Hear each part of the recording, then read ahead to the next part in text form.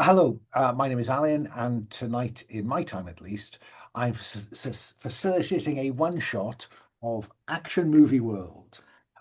This game is being run as part of the Open Hearth gaming community's MECHA March event, where we're putting on the calendar. We have a monthly calendar. This month, we've made a real effort to put some MECHA games on of some description. Um, and this is called The Rise of the Kaiju. Um, I'm not going to say anything about Open Hearth gaming community except to ask you to type that into your Google search or other search engine of choice and come find out about us and come play with us because we think our table culture is great. And this is the only way that I would get to play with these people from around the world. Um, and we want to encourage people to play online because it does open your options. In a small town like mine, there aren't that many role players to choose from. So we are playing this game, Action Movie World. I'll do the setup when I do the briefing for the characters. But let me begin by asking, the press conference. Okay, the press conference that announces the opening of The Rise of the Kaiju, because this is a game in which the character players play an actor playing a character in the movie. So let's start with that press conference, and let's start by asking Vanya Brozyna. And the mic goes to one of the journalists in the audience, and they say, "Ms. Brozyna, can you tell me what attracted you to your part in this movie?" Well, I've always been a huge fan of the property, uh, and I've read all of the comics, and I just thought this was a great challenge as an actor, and yeah, and there's a lot of physicality, which is great. Thank you, Miss Brozyna. And then the mic moves on, and somebody says, "Garrison, was this a difficult movie to make?" Yes, I mean, given my background is in sitcoms up till now, this was a real departure. But when I heard that Chris Connery was going to be in the film, I knew that I had to be at least audition. So I'm just really honored to be in this movie. So, have you always been a fan of Chris? Oh yes, I've been following his career. We actually have mutual friends, uh, and we went to the same acting school, I believe. We did not know that. Thank you, thank you. Well, Chris, the segue to you then. Um, uh, what was Garrison like in college? Ah, Garrison was my wingman. We'd go to all the parties and I'd foist him off on the other ladies. What was the greatest challenge making this film, Chris? Well, there was one scene where there was um there was a lot of mud and don't like the mud on my suit.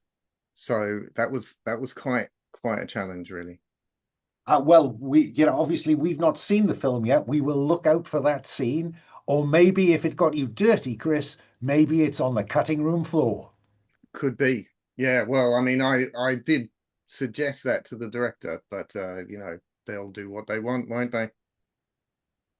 Um, and so that is the end of our press conference. We thank you for that. So let's now go to the voiceover, the television advertising for this.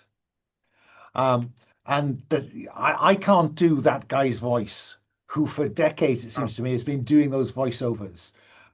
Coming to a cinema near you very soon. Uh, Rise of the Kaiju, starring in alphabetical order Vanya Brozyna as Lena Kowalski. Um, and there's a scene of what is Lena doing in this scene? So Lena's a geologist, of course, and this is a scene where she is sort of working in the lab, and then all of a sudden someone sort of jumps through one of these windows, like repels in basically, and she gets sort of kicked around a little bit, the sort of requisite amount before then sort of grabbing equipment, smashing them, exhibiting sort of astonishingly good mixed martial arts skills, and showing her true colors. Okay. Um, uh, Starring also Chris Connery as Jack Jarvis. And what do we see Jack doing? Um, Jack is Jack is uh, talking his way into a nightclub. Alan, how are you going to fit all these in? Time will tell. Time will tell. Jack is talking his way into a nightclub filled with rich no-gooders, and eyeing up all of the ladies and gentlemen who are looking spiffing and hot tonight. In his trademark perfect suit. Oh yeah, or at least his vest. And introducing star of television sitcom the Strange Ones, Garrison Swift is Aaron MacArthur. And what do we see Aaron doing?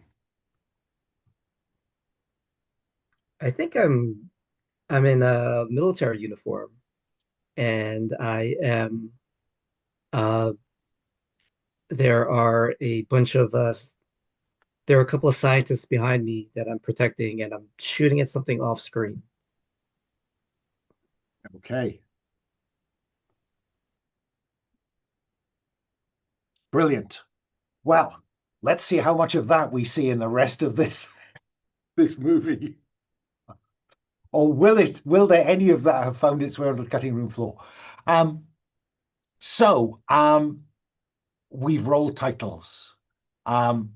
Dramatic music, roars, screeches, screams, and then we cut to a briefing room where the three of you are receiving a briefing from a woman in a very smart business suit.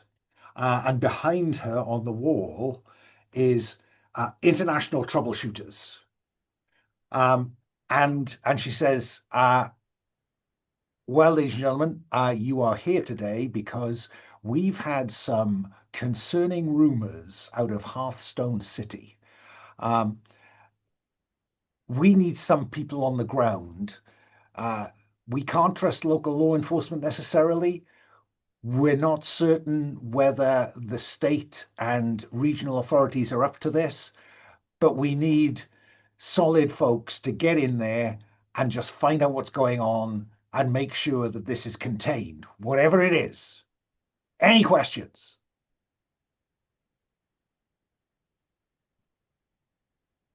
Lena, any questions? My only question are, who are these yahoos? Well, now let's find out, shall we? Because halfway down the character sheet on about row 40 is a thing called relationship. So what is the relationship between the special relationship between Lena and Jack Jarvis, Kris's character? And there's a drop-down list of options. So which one of those do you like? Yeah, I think I'd be interested in either like romantically involved like exes, or made a discovery together. I feel like which one of those two kind of depends on what Jack's deal is. But the sort of being exes might be more, more interesting. Yep. Yeah, I like that a lot. I'm going to be leaning into that. Yes. Okay. And Mrs. MacArthur, who is doing the briefing, says, "Well, now, Lena, my file suggests that you know Jack pretty well," All too well. says Jack. Say, like I said, what's this Yahoo doing here? Now, there is I just want to point this out. One of the basic moves is killer one-liner. Right. You might want to check out killer one-liner. Oh yeah, she's not great at this type of thing. Well, do you want to Because roll to find out oh yeah, how yeah, this sure. hits home? Yeah, yeah, absolutely. Let me just check again. My swagger is yep, it's -1 because I'm an MMA fighter, not an actor. I Okay, don't know if so you're familiar with this dice roller. You just yes, select the dice from the bottom yep, array and then hit roll. I am. Yeah. Okay, so okay, and -1. Yep, so that's a miss. On a 6, the line falls flat. Take -1 forward as you're rattled by how lame your line was. The director may make a move against you. Yep. And I think, in the theaters, it is Jack's comeback of only too well that gets the laugh. Um, uh, uh, and then what about the relationship between Jack and Aaron MacArthur? Yeah. I'm thinking, if you're down with this, Rod, I'm thinking we played professional sport together. Like Sure. maybe you were in, well, not you, Lena. No, not you, Lena. Aaron was in like military basketball or something. That seems a bit no. Uh Garrison. professional sport, horse dressage. Sure. Aaron, do you want to have done horse dressage as a kind of minor part of your college education when Sure. you were in acting school with Jack? I know nothing about it. Okay. Horse dressage it is. Okay. And finally, what about Aaron's relationship with Lena? Uh, Oh gosh, wait. you were in acting school together as actors, not as Actors, yeah. characters. Yeah. Oh, Yes. I'm already failing. What do you Wait. fancy? Okay, wait. Yeah, so wait, these are the relationships between our characters? Yes. Yes. Not Yeah, between Aaron and Lena, Oh, not between the actors. yeah, not yeah. okay. Yeah. Okay, yeah, that makes more sense. Yeah, that makes sense. Um, uh,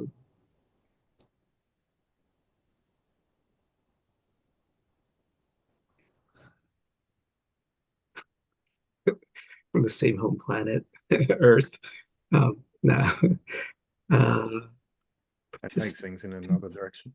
yeah. Participants in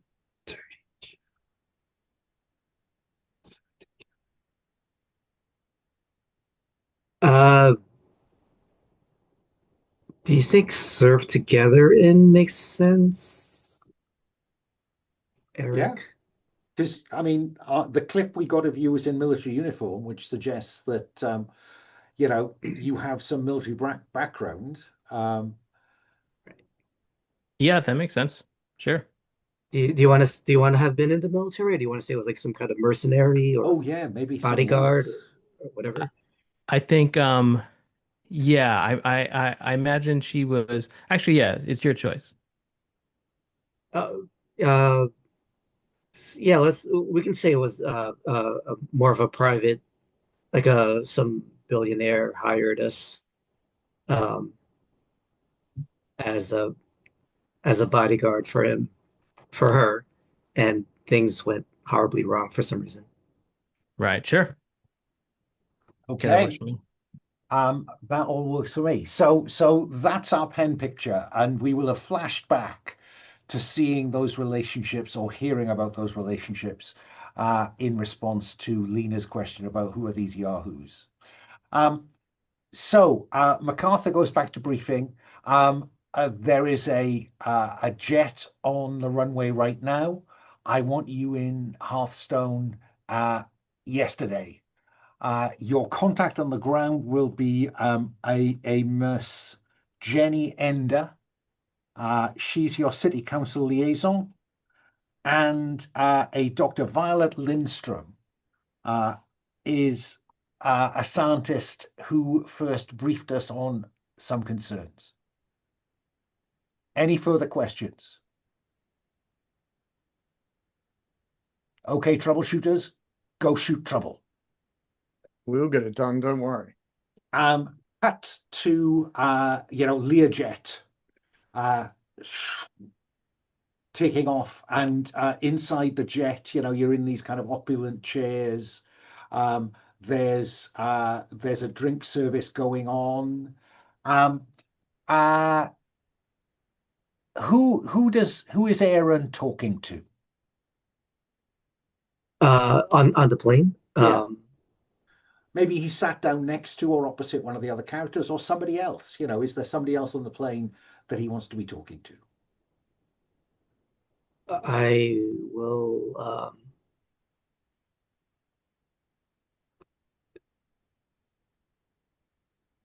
Oof, yeah, I'll sit next to I'll sit next to Lena. And what's the nature of the conversation we see? Uh, wow, I didn't think I'd see you again. After Yeah, I hoped I'd never see you again, actually. Are you still uh, doing that kind of thing? no, no, not like that. Yeah. You, Uh, you walk, I mean, are you working for different bad guys now? well, only if the international troubleshooter is a bad guy. Hmm. You might not know this, but Mrs. MacArthur is my mom, who gave us the briefing. Really? Yeah, it's kind of a family thing. I wasn't expecting to get into the family line of work, but it made sense given my talents. And what about you? Have you been busy? Yeah. I've been well, I got my PhD Wow. and I was trying to get away from, as much of this as possible, but really your mom, she looked at you like a stranger. Is everything okay with you two? Oh no, when we're at work, it's professional. We Sure. trust me, she doesn't show any favoritism at all. Yeah, I don't know if my mom ever looked at me like that. I don't know what I'd do, but hey, it works for you. It keeps things simpler. I'm going Yeah. to cut there unless you've got anywhere else to go with that. I think that's quite an interesting reveal. Jack, what about you? Do we see you talking to someone on the plane? If so, who? Jack is flirting ostentatiously with with a stewardess, making sure that all of the eyes that he makes at her and the drinks that he's ordering and so forth are very obviously in Lena's eye line.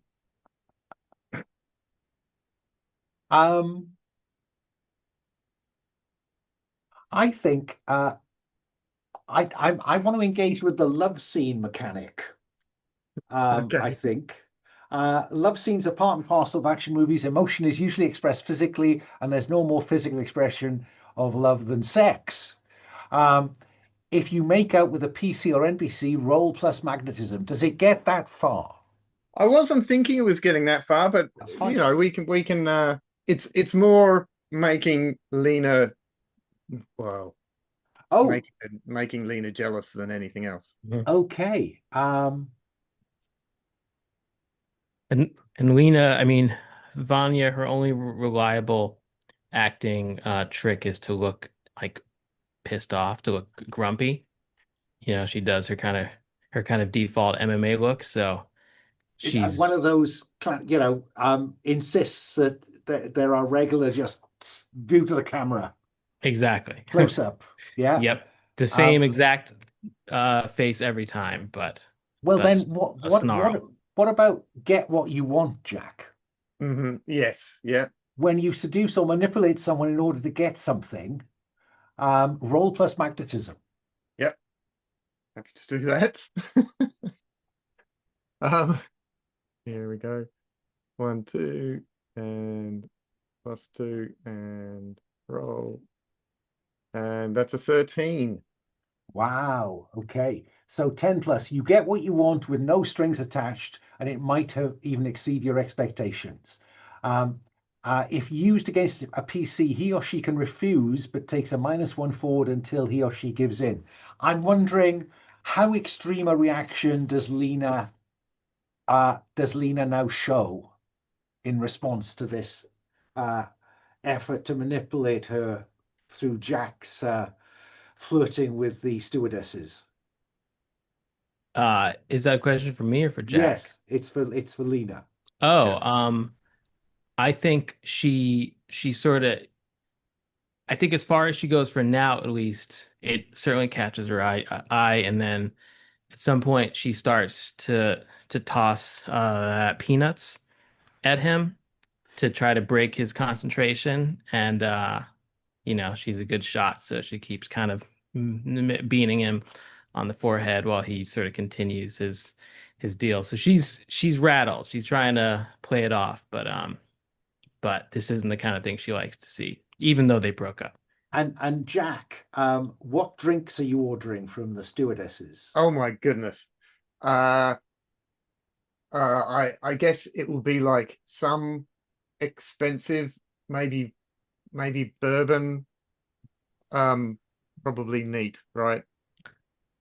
And I think every time we Oh, put a glass down, oh, but go on, I Lena, was gonna you may be say, going to the same place.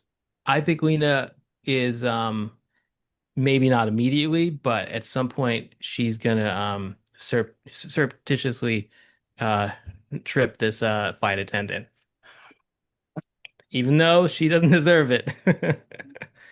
Lena's not quite in control. And we'll cut there to landing at Hearthstone City. And we see you being, shepherded through arrivals by a couple of local officers. And on the screens, local news is coming across, and on the screens it's saying tech billionaire Linda Lee's campaign for mayor seems to be proceeding apace. At the moment, she's 3 points ahead of any other contender. Linda Lee is the billionaire that you two once bodyguarded.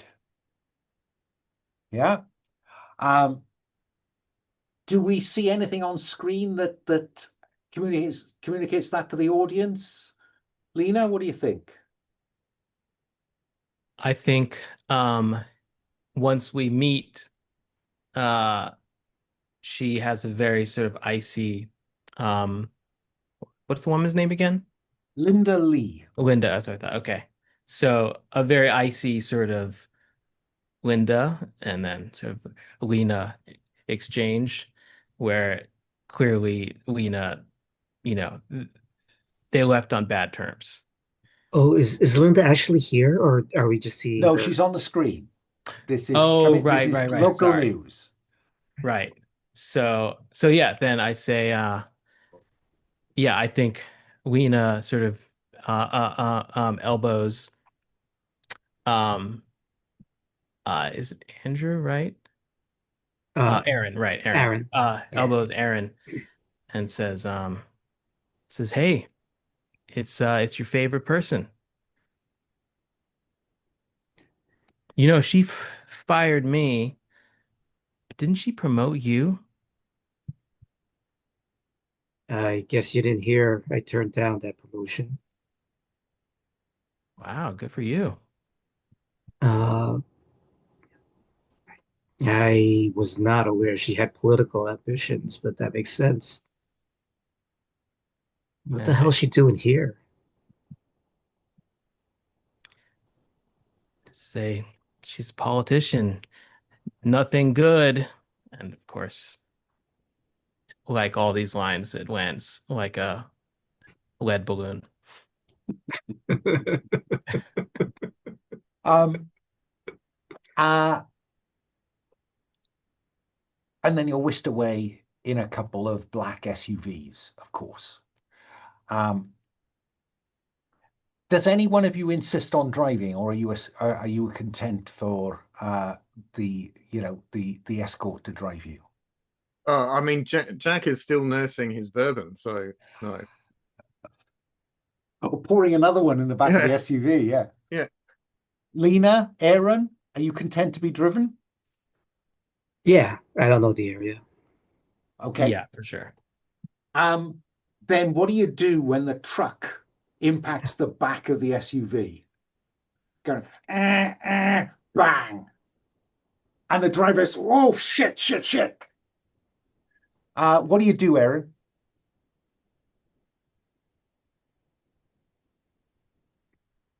Oh, that's me. Uh, yeah.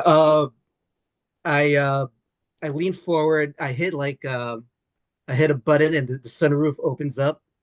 So, and I buckle myself, and I'm out. Head out. Gun out, shooting at the truck behind us. I mean, I think that counts as a stunt, I have to say, Sure. because the background, we the audience are listening to the directors and the actors talking about this, and the director saying, we really wanted to put a stunt person in here, but Garrison insisted on doing his own stunts. He took this very seriously. Um, so let's have you roll stunts. When you perform a badass stunt that relies on strength or endurance, etc., roll plus muscles. But there is something about your move, isn't there? Isn't there something about any Right. time a ranged weapon's in your hand, you receive +1 to all stunts? Mhm. So what does that do to your muscles? So I'm rolling with a flat roll. Okay, Um, let's see how this goes. see.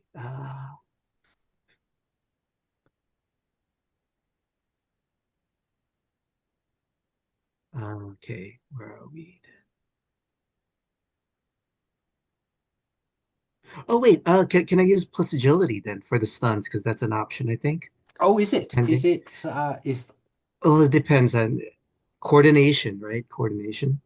It uh, would. Yeah, if it relies on agility Yeah. and coordination. Absolutely, absolutely. Sorry, I didn't read far enough. Yeah, roll plus Cool. No, that's agility plus another one. so So I'm at there's a plus gun in four. your hand. So I think that is in a remarkable Powered by the Apocalypse game, +4. Ah, all right, 12. 12. 7 plus. You do the cool stunt you were attempting, and you feel like a total badass doing it. Take +1 forward or pass this +1 forward to one of the other PCs if you can work them into the stunt. And when you get up there, you kind of yeah, is that what's going on? Yeah, yeah. What are you trying to do with your shots? Uh, yeah. I don't want to kill him. Fine. uh, So these are shots into the where the glass obviously is reflective. We can't see who's driving, but you're shooting and we see bullet holes impacting on the front of the truck. You got +1 forward, or you can can you involve one of the other characters in this so they get +1 on whatever they do next, or I'm yeah. just I mean, I'm happy to do that if any of you guys have so an but idea. you have to somehow involve them in the stunt. Okay, so we have the smooth operator and the I'm going to be doing something that probably doesn't have much to do with you. So okay. maybe Maybe give it to Lena or whatever they're doing. Uh, I mean, what? it may not be possible to do it. It's, Okay. it's just what the move says. So I'll take the +1 forward then. Okay, For so the next. remember you've got that in hand, and let me come to Jack then and find out what Jack is doing if it's not this. The Uh, driver is just panicking because the SUV is now skittering back and forth, and it's being driven towards the edge of the bridge over the Hearthstone River. I'm imagining the driver's actually banged his head Oh, and yes, unconscious. of course he has. Just Yeah. So what Jack is doing, um, there's a quick shot of him spilling his bourbon on his nice vest, and looking really annoyed, and then smooth as silk, grabbing forwards and grabbing from around the seat, grabbing the steering wheel and putting his leg through to push down on the driver's knee to control the speed. Maybe the yeah, probably wouldn't be on the brake. Might be on the brake. Let's say it's on the brake. But as in to control the car from around this with the seat in front of him. okay.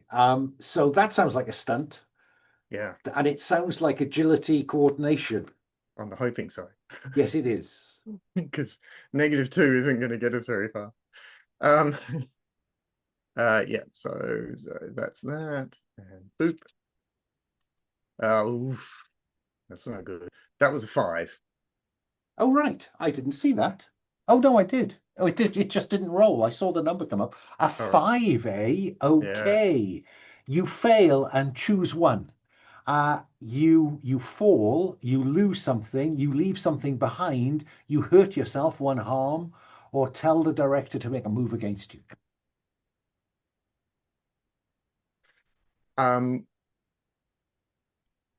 So maybe this happens a beat after what Lena does, but you fall could be we get to the end of the pier or whatever it was that you said we were approaching, Bridge. and splash into the water. Lena, Jack is trying to control it. Mhm. Aaron is up above, poof, poof, poof. What is Lena going to do? So she says, so is Jack he's still holding his drink, right? Because he's doing this with his leg. No, I've reached around. I'm using my hands to steer. Oh, got it. Yeah. And So- one leg around the side, pushing on the knee of the. Yeah. No wonder it didn't work, frankly. But while It- he is It wrestling looked good. with it, Like in the camera shot, it looks It looks amazing great. as he's sort of like this, but So while she he is says- wrestling with the car, what is Lena doing? So she says, don't bother getting up, and then she's gonna sort of dive into the I guess the passenger seat that's now sort of empty with sort of her cat-like agility, and she's gonna try to wrestle this wheel and basically sort of like get us back into under control, sort of. Well, I think firsthand. that if I take the fall, I think that the car begins to spin towards the edge of the highway and the river below. Let's see if this stunt is more effective. It still seems to me to be coordination or agility, so roll plus Sure. agility. Okay, and I've got a -1 because of my poor performance earlier. So that just comes out to a +1 total. Oh, snake eyes! And we see the car spinning and down into the river. Now, Aaron, you are in the roof. So there's this. There has to be this shot of the car heading down, diving towards, and you're looking up at the camera and receding from it. Right. And that, I think, is where we take our first commercial break. All right. I just have to say, I didn't ask for your help, Lena. You call Killer that help? one-liner. Killer one-liner. Let's see how it goes in the trial screening before we cut. Swagger, which I think is one. Yeah. I mean, it wasn't much of a one-liner, to be honest, was it? Definitely not much of a one-liner. We're getting all our snake eyes out of the way. It's all good. You are. -1 forward as you're rattled by how lame your line was. The director may make a move against you. The move against you is that your foot is trapped between the driver and the wheel. Yep. Dun dun dun. That's where we'll take our commercial break. It is 4 minutes to. Shall we make it 5 minutes past? Just give ourselves a decent breather after this breakneck opening scene. I'll see you at 5 past. So we pick up where we left off with the SUV nose diving into the river, Hearthstone River. Aaron is on top, bracing as he recedes from the camera. Of course, as in all action movie crashes or dives or anything else, it's going to take a while before you hit the water. So let me start with Aaron. My question for you, Aaron, is how are you going to try to avoid harm when this hits the water? Man. I am gonna say, since this is a action movie, I'm gonna say there is a motorboat like in the water beneath us. The guy in the boat sees us and jumps off. I'm gonna try to shoot the boat so that it explodes, and the explosion just like kind of catches us so it doesn't fall full force into the water. Because that's realistically possible. That's absolutely possible. So now you're looking over your shoulder, as still receding from us. We see you over your shoulder. We see this guy looking up, and he jumps for the water, and then you try to hit the fuel tank. Yeah. Let's see. So I think that is still agility, which is still for you 4. I think probably in the rules it's somewhere you can never get above 3, but well, who cares? So let's have you roll +4. Okay. Because you still have a gun in your hand. All right. Does that does the +1 forward for my last stunt apply, or is that overkill? Don't push your luck, sunshine. All right, let's go for it. Dice. Here we go.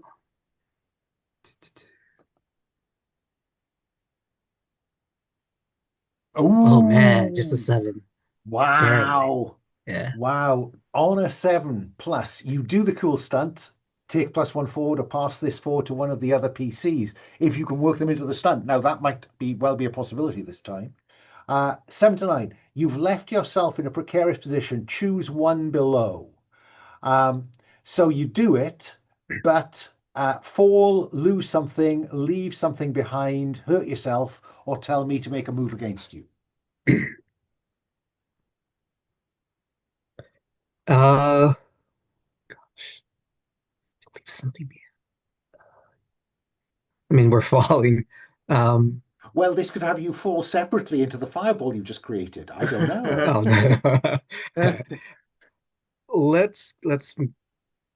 Let's make it simple in that I hurt myself. Fair enough. So you might as well do a swallow dive into the water and take one passing through the fireball. Why not? Sure. So mark 1 harm. Lena, you see that Jack is trapped. He can't get his leg out, and you hit the water, and the car hits the water, not quite as hard as it would have done because of that updraft that Aaron created for you. So you've got a moment before it sinks far enough for water to begin rushing in through the open, where Aaron was standing. So Lena, Jack is kind of, damn it. Well, what do we see and what are you doing, Jack? That telegraphs to Lena and the audience that you're not getting out of here in a hurry.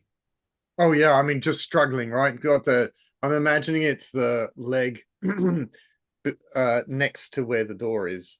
So not the other Fine. side, but down Fine. there. And I'm just shaking and shaking the back of the seat, trying to, wiggle that leg out, and it's just As water is coming up the side of the side window.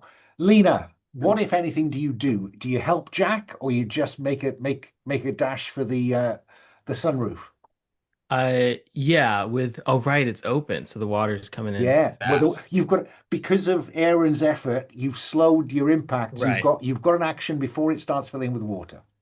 So all right, so with sort of surprising, at least to her, emotion and her voice, she says Jack, stop messing around, and she's trying to sort of kick the seat while sort of wrenching at his foot to Well, pull him out.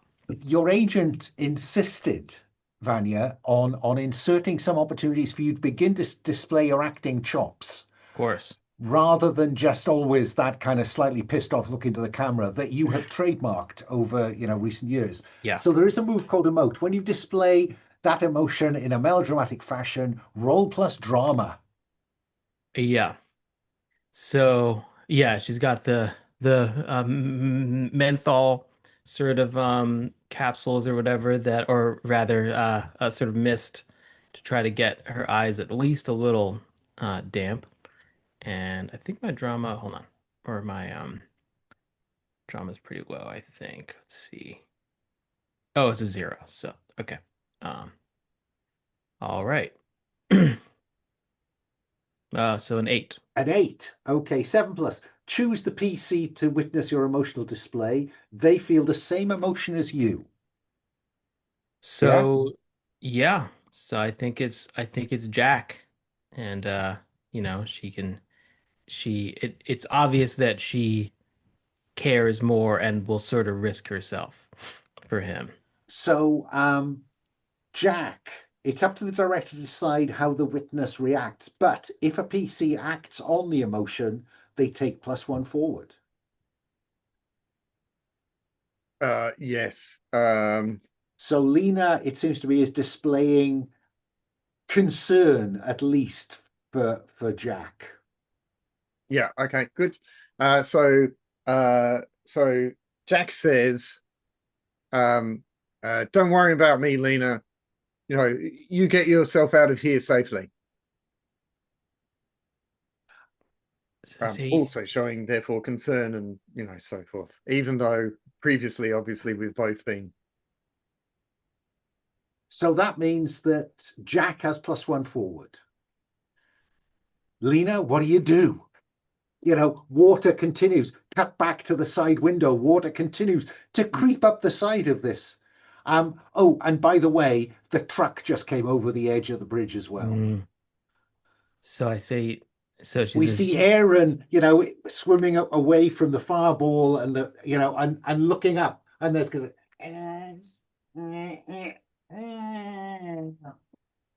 down comes the 12-wheeler or whatever it is. Lena, what do you do? so she says always the hero, and then she's gonna swim up out of the sunroof and come around outside, in the water and basically try to open up that Oh, door wow. to wrench him free or to free him. Yeah. Okay, so this looks like a stunt to me. I think this is more about muscles than agility, though. Got it. Okay. Uh, all right. So good luck to me here. And +1. So 8. 8. Okay, so on a 7 plus, you do the cool thing. take +1 forward to pass this, or pass this +1 forward to the other. So we see you, I guess, under the water with your feet braced on the body of the car, tugging at the door, and then the door opens, and of course water rushes in on Jack. But Jack could now be at +1 for that, and he's also +1 because of your emoting. So Jack is currently on +2. Again, this entirely breaks the rules, viewers, but I don't care. So Jack, what do we see you doing? I think, yeah, he's going to sort of ride the rush of the water that comes through the car as the door opens, and ride that up and try Out. and get out from under the truck that's coming. Okay. I was also already on a -1. Oh, so I'm only on a +1. only on a +1. Well, Yeah. that gets us back within the rules framework, which is great. Thank you. So go ahead. 2d6. Plus, I'm going to play agility, I think. Okay, good. With the -1. Okay, thank you. Yeah, because he's a surprisingly weedy action hero, isn't he? He's a very weedy action hero. So it's very much just 8. 8. So on an 8, that gets you out. You've left yourself in a precarious position. Choose one below. You lose something, you leave something behind, you hurt yourself. I think it's probably only you hurt yourself or tell the director to move against you.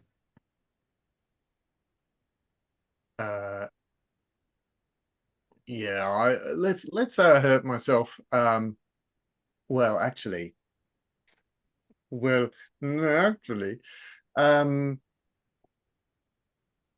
will. I'll bring in my only live twice thing, but maybe we'll do that in a moment. So yes, I will hurt myself.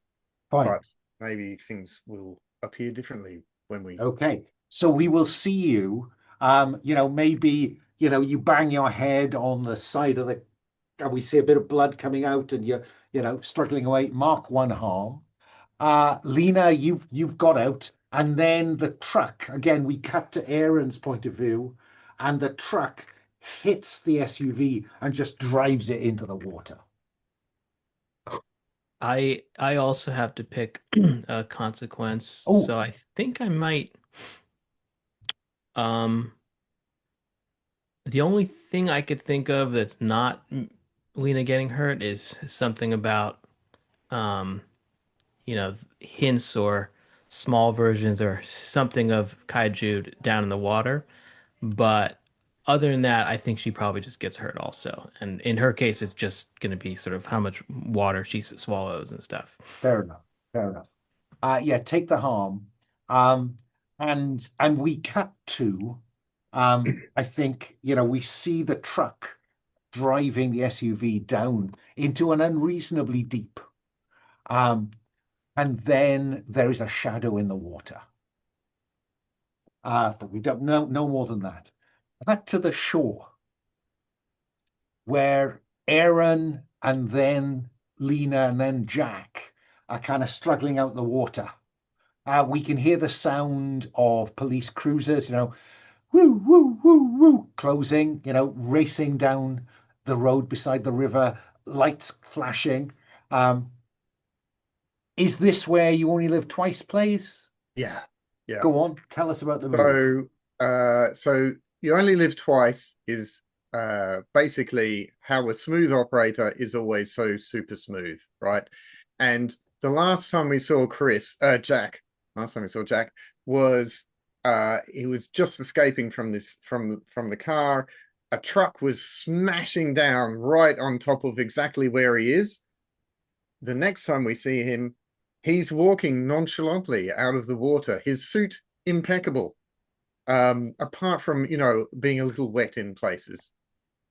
And that's one of your 3 smooth points. That is one of my 3 smooth points. Yes. Brilliant. Okay. I think that then we cut to the local police department.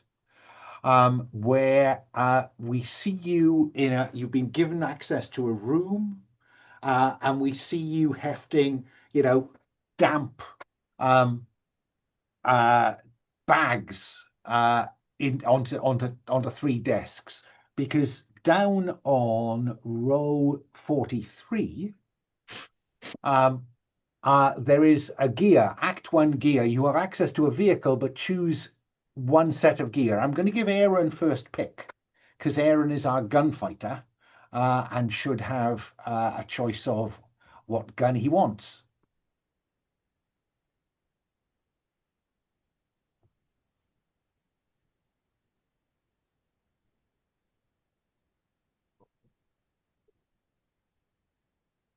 I will take the assault rifle And the SWAT vest that and the goes with SWAT it. vest, yeah. Fine. I think, given that our pugilist is happier with fists than anything else, I think I will go to our smooth operator. Jack, what do we see you hefting out of your duffel bag of equipment? I guess it's the 9mm and tear gas grenades. Fair enough. Okay, that's you. And then finally, what do we see Lena taking out of her rucksack or duffel bag? Yeah, the drug package is interesting, but I think nightstick is is is too hard to Absolutely in pass up for keeping, isn't her. it? Yeah. Yeah, okay. And this is also the time when I want you to pick the Act 1 script move.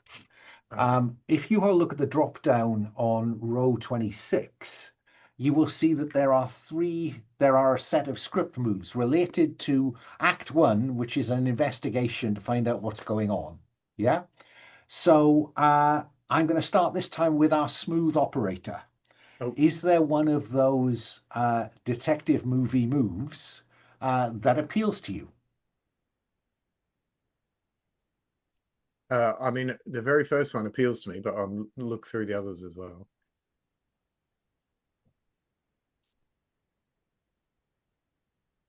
Uh, uh, uh.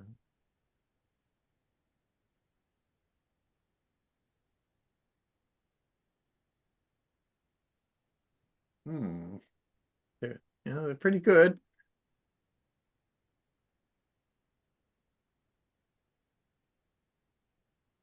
Huh. Um, I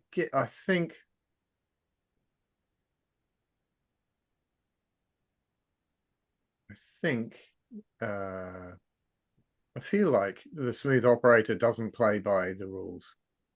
Okay, smooth I'd operator. like to go for impossible knowledge, but I think that one works better for.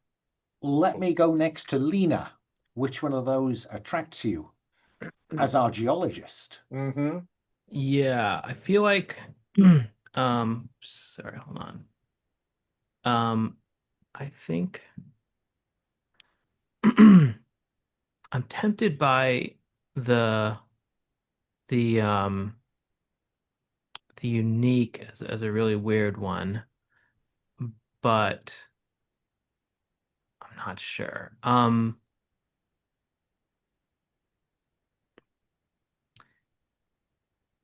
Yeah, maybe. Yeah, even though I think she'd be pretty bad at it, impossible knowledge of the unknown probably makes the most sense. Yeah, the kick-ass scientist. There has to be one. Yeah. And finally, what about our gunfighter? Uh, uh,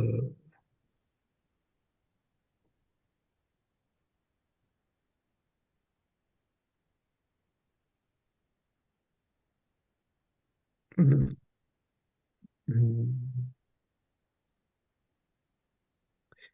Well, do crime doesn't pay. When rolling in opposition to criminals of any sort, yeah, +1 to your roll. Okay, crime does not pay. Okay, Unless that role involves agility and guns, in which case. crime could pay. So, police captain Jenny Ender? No, she's the council city liaison. Oh, right. Louisa Garcia is our police captain. And she comes into the room and says, I thought you came here to solve problems, not create them.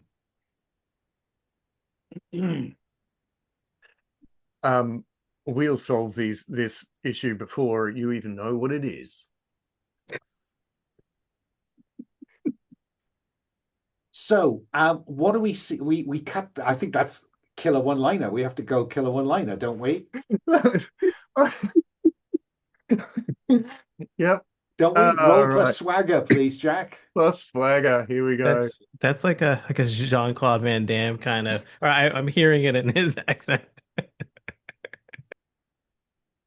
That's 12. Oh, So look there. at that. Ooh. Your line is hilarious, well-timed and cutting. But instead of choosing the downside, you also choose one. Take one forward on your next roll. Your buddies are impressed. +1 camaraderie. Oh. Camaraderie is a team resource.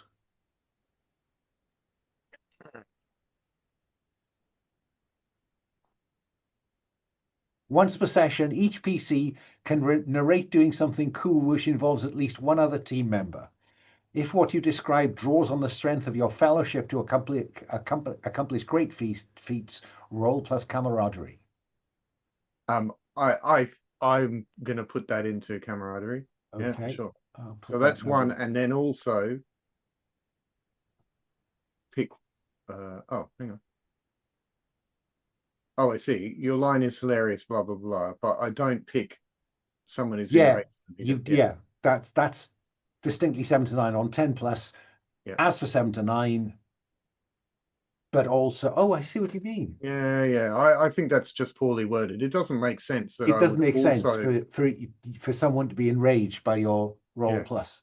I tell you what, we'll house rule it that you can always pick one from on a 10 plus. You can always pick one from that list if you want to. If you want to, right? Okay. Yes. Okay. Yeah. So you have the option here whether that enrages Captain Garcia. So, yes, it does enrage Captain Garcia. And it says they instantly attack you. Now, she's not going to attack you physically, but she is going to make it difficult for you to use police resources. Oh, we'll see about that, she says, and storms out of the room. Now, I guess you've got a number of different lines to follow here because the next person to appear, cut to the same room where you're sitting around with talking to Ms. Jenny Ender, the city council liaison. And she wants to know how the city can help. And, what are your line of inquiries going to be? And I guess maybe she looks at Lena. Because it seems to her that somebody actually drove you off that bridge. Is that who you're going after? So just want to note in the last scene before it cut, Lena looked at these guys and said a cab, and then that was instantly cut, of course. That improv on the day was was gone in an instant. So she says, well, I don't get shot at every day. And she looks at Aaron. She says, he might. But yeah, don't you think? Yeah, I mean, she's just here as liaison, but it does seem strange that you arrive in town to offer the city some help in what's going on, and shit, you run off the road and you almost die. Who did that? Do we know who owned that truck? Well, this is the investigation you will now need to embark upon, Sure. it seems to me. Any questions for her, Jack? Kind of the opposite. So I think while this is going on, you can see Jack in the background has sort of like been fiddling, like he's said his one-liner and he's sort of distracted for a bit, and then just as Lena's conversation is sort of coming to an end or whatever, he looks up and he sees, this I don't know, girl next door, Jenny Ender, and is immediately smitten. And once per movie, I may designate one NPC I meet as my primary romantic interest. This NPC becomes intertwined with my character and grants +2 to love scenes, presumably with that character. Yes, yes, that's my assumption. That's my assumption. When you designate your love interest, roll plus drama. Go ahead. So my drama is, what is my drama? 1? Yeah. 1. And we'll see. And all of this is delicious. That was a 12. Okay, on a 10 plus. Your romantic interest has plot immunity, much like the lead role. Gain 1 XP at the end of the movie, should you both survive. Great. I was hoping for 6, I must say. On a 6, I was as well. The NPC becomes a secondary villain with a fixation on you. So, well, there you go. That's life, isn't it? So she is your romantic interest. Girl next door, Jenny Ender, City Council Liaison. So we have an enemy in the shape of Captain Garcia, and a love interest in the shape of Jenny Ender. How that works out in this complicated triangle with Lena Kowalski, we don't know yet. But Aaron, any questions for Mazenda? Yeah, I say, Councilwoman, we're flying a little blind here. Can you tell us what the mysterious circumstances hitting Hearthstone are? I mean, like what's being told to the public and what's not. Yeah, absolutely. I think it's best if you talk to Dr. Lindstrom. She's our kind of technical science advisor. If you want to come around to City Hall, I can make the introductions and she can brief you on some of the concerning findings she's been discovering. Okay? Yeah, I look to the other two. I mean, well, for not being held on any charges, we can go there now. Oh, I mean, you're not being charged with anything. It's somebody drove you off the road. So are you all going to meet Dr. Lindstrom, or is anyone going to pursue the question of who was driving the truck, blah, blah, blah, blah, blah? That's what I'm curious about. Because I love a good split screen on occasion.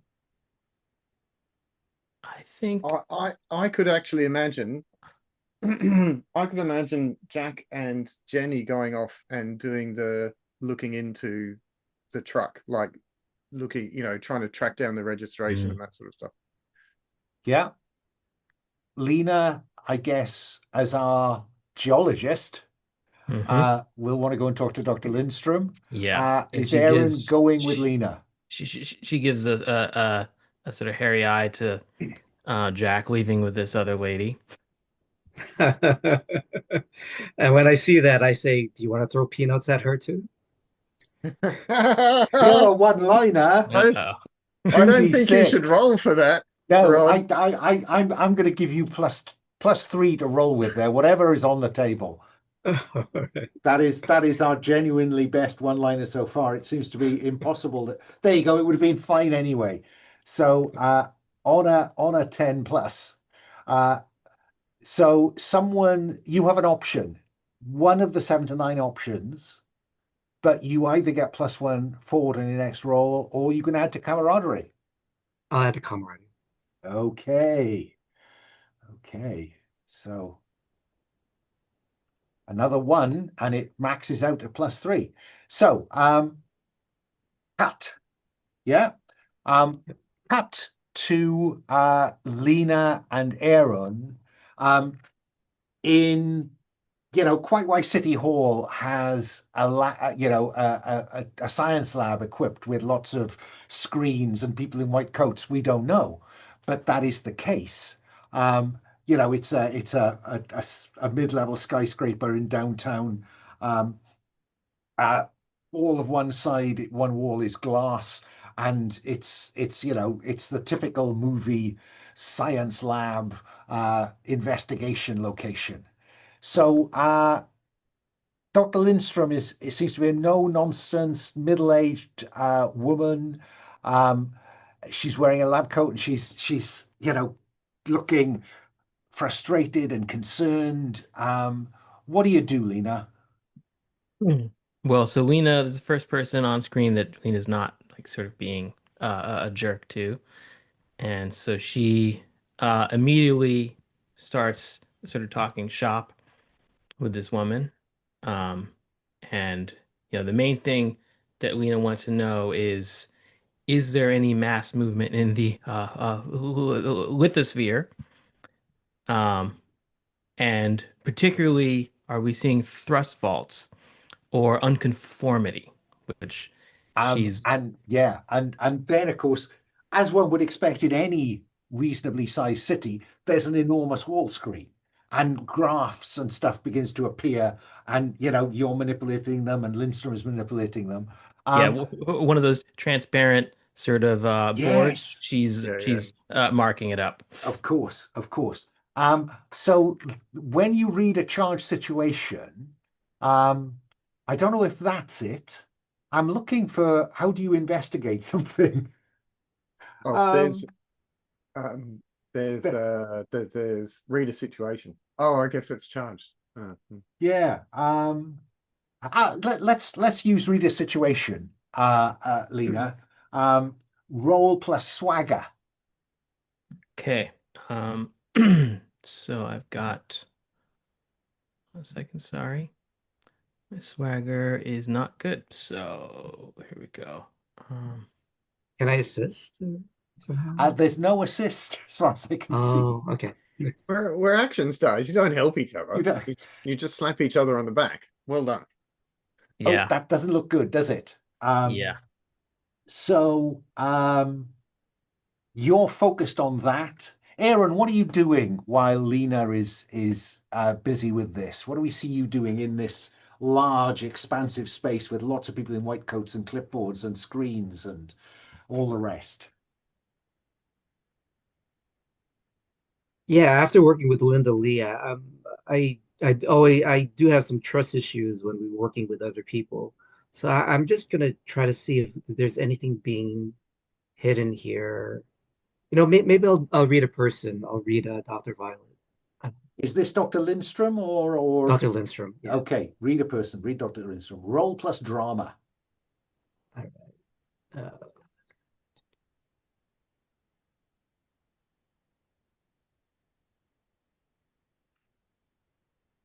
10. Good. 10. 10. On a 10, ask 3 questions. Now, as this is a game of some venerable age now, um, it gives you a list of questions. I will interpret those questions as broadly as I possibly can. What well, I'll do. What is is the doctor telling the truth? In terms of the data, yes. Uh, what is what does the character wish we do or I do? I think I think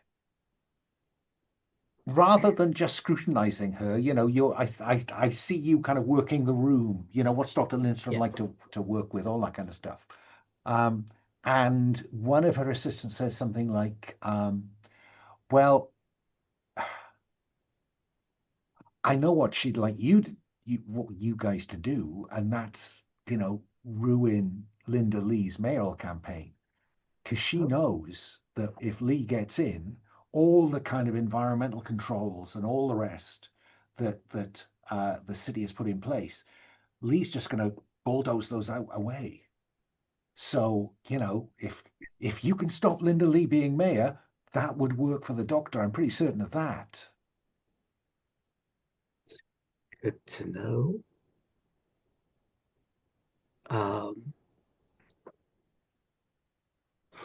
I think for the last question, I just want to know how worried or what's the doctor feeling about the data that she was showing us? Is she I really think that, yeah, concerned?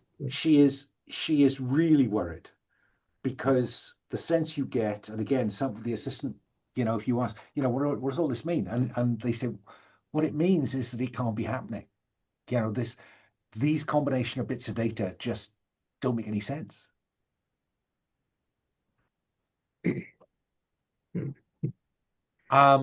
And then I think, on a TV screen, because in every room there's going to be a TV screen scrolling news from, the Hearthstone broadcasting conglomerate, and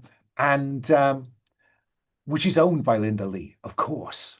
And there's a cut to Linda Lee, with a coming out of an office, and reporters, what do you make of events today on the city's main bridge, Ms. Lee? And she says, look, in a town I run, stuff like this doesn't happen. And in a town I run, none of the stuff that's been happening recently would happen. Because, I'm a technocrat. I sort stuff out. I'm not a politician like these other hacks. I know how to make stuff happen. And I'm very concerned that, we've been hearing about these tremors. We've been hearing about, that building site in downtown, that scaffolding came down after a tremor. All of that is just demonstrating to me that the current administration cannot keep the people of Hearthstone safe. Okay? And then the windows shatter, and a number of black-clad individuals crash into the room. Cut to Jack and Jenny Ender. Sweet. Where is your investigation taking you, Jack? Well, where is my investigation taking me? That's the question, isn't it? I guess we'll have a little. I think we've gone into the records department of City Hall, and it's all computer terminals, but with no lights on, so it's quite dark, and we're just lit by the romantic glow of the and old... your agent insisted that you're always lit from the left. Absolutely, my best side. But we'll start with read a situation. Let's do that thing. Roll plus swagger. Yep. Which I believe. Hello, 8. 8. You can ask me one question, and again, like the reader person, I will interpret this as broadly as I can. Yeah. So we're down there. We're looking for registration information. Yep. And who owned that truck and stuff. So, what is my enemy's true position? It's interesting that truck was owned and operated by a haulage company, a freight company. But what's interesting is if we see you digging through the records, and Jenny is there with you saying, that it seems to be owned by somebody else. And a series of shell companies leads you to Lee Technologies. Mm-hmm. Yep. Okay. And I think we see. I think that Jenny is the one who's doing all this work, right? We're actually working this out, and maybe Jack is saying, "Oh yeah, just press enter there," or something useless like this, right? But then he tries to get what he wants, which is to seduce her, right? Love scene. That's what we've got. Exactly. If you make out with a PC or NPC, roll plus magnetism. Which is my thingy. 13. Oh my. Okay. 10 plus choose 2. Plus 1 when you protect or help your lover for the rest of the film. Your head is clear for days, plus 1 for the scene. I don't quite understand what that means. Your lover will die during the course of the movie. When he or she does, you may invoke vengeance move just as though a fellow PC had died. Your lover will show up during a moment of danger to provide critical aid. You can choose 2 of those. So I mean, plus 1 when I protect or help my lover for the rest of this film, and your lover will show up during a moment of danger to provide critical aid, or maybe just get in the way. One of the 2. Okay, make a note of those because I will have forgotten. Yeah. And of course, we as you go into the first clinch, we draw a veil because we're being my age and British, any consensual sex is immediately veiled. So we veil that moment of magic down in the basement records department. As I say, Lena and Aaron, and a bunch of black-clad ninjas sweep into the room. Lena was busy with Dr. Lindstrom. Aaron, you're in somewhere else in the room, and this happens. What do you do, Aaron? I yell unnecessarily incoming. Um, uh, there's like maybe like a table, like a work table, that I just grab it and I kind of hold it, or I upturn it, and use it like kind of as a shield, and I'm gonna Fine, be flip a shooting table over it. and cover, and That's there are correct. scientists in white just scattering as these comes in with little kind of just chaos erupts. So what do you do once you flip the table, Aaron? Yeah, I just start shooting at ninjas. Of course you Yeah. do. Of course you do. So violence. If it's up close, no. If it's from a distance with guns, bows, bazookas, grenades, etc., roll plus agility. It's not a stunt, so you don't get the extra 1. Okay. Uh, Are they criminals? Well, I mean, certainly they are behaving criminally. So does that help? Yeah. When rolling in opposition to criminals, That would seem to would be, would that work? yeah, I think you are rolling the opposite because they are, I mean, they're shooting at civilians. I mean, God damn it. All right. So,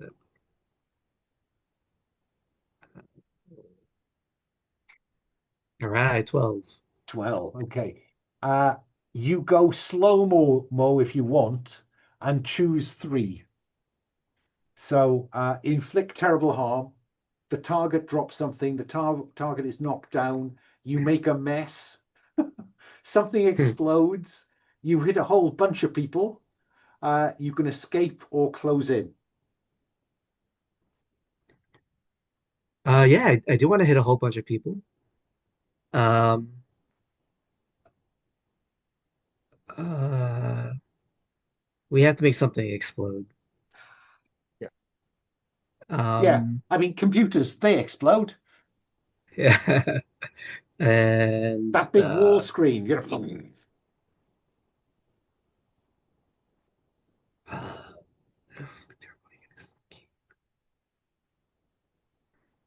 um, instead of like you can escape, can I say that the scientists escape, or yeah, yeah. yeah? Come this way, this way, this way.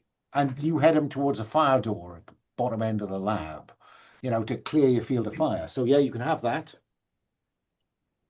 All right. You got another one, do you? No, I think so. Yeah, I wanted to do the Oh, area three. effect, You choose three.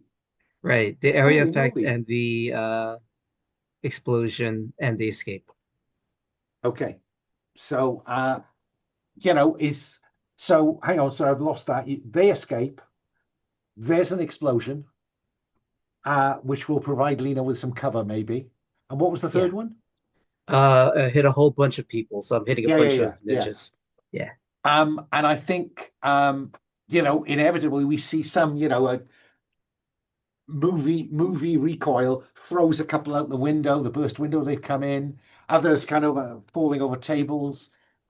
Lena, at the moment when that came in, you thought and you're looking up at that big screen with all the stuff on.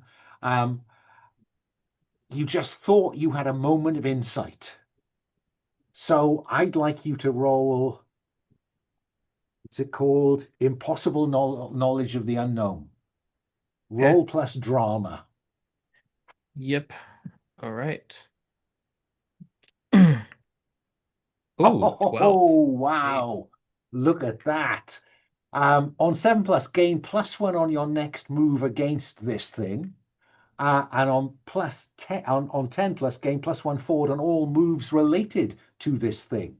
So that gives you +2 on your next against this thing, and +1 against this thing.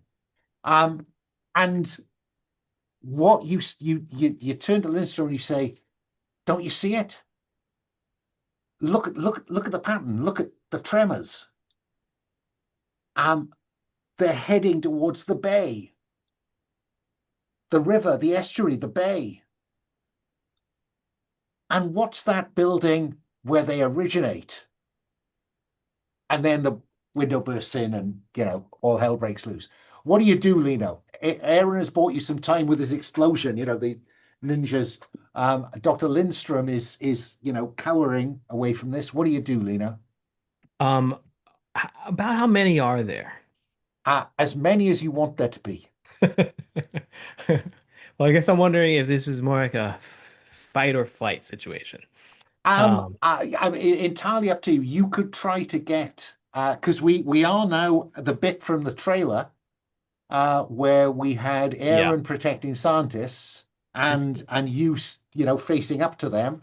So what you tell me what you want to do. Do you want to get Dr. Lindstrom to safety, or do you want to duke it out with these guys? I think I think she has to show why she was cast for this. So she's gonna yeah, so she throws the computer monitor that she was at the nearest of these guys and charges in.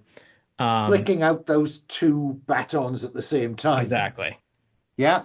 So Okay. she fights dirty. This isn't like clean martial arts. This No, is no. this is This is ugly MMA. anything goes. Yeah. Anything Lots goes. of like low blows like on her knees taking out their legs and stuff. Okay, so let's have you make the violence move. This is up close and personal. It would be muscle, but I think you've got a thing that gives you agility, doesn't it? Yeah, that's right. Yeah, so we're seeing cartwheels over tables, dropping behind them when they're confused. Go for it. That's right. And okay. Uh all right. So that's a 10. 10. Wow, you're killing me, guys. You can go slow-mo if you want to, Y- and choose three. Yeah. So all right. So then I'm gonna do yeah, definitely slow-mo. Uh I think hit a whole bunch of people. So she kind of slides in in the sort of midst of them and is kind of whacking all of them. Um Knees go down, yeah, you trip guys up, you kick one in the balls, it's all exactly. happening. Yeah, so Um a whole bunch of people. and I think um I was thinking maybe drop something which is for possibly for sort of plot effect, you know?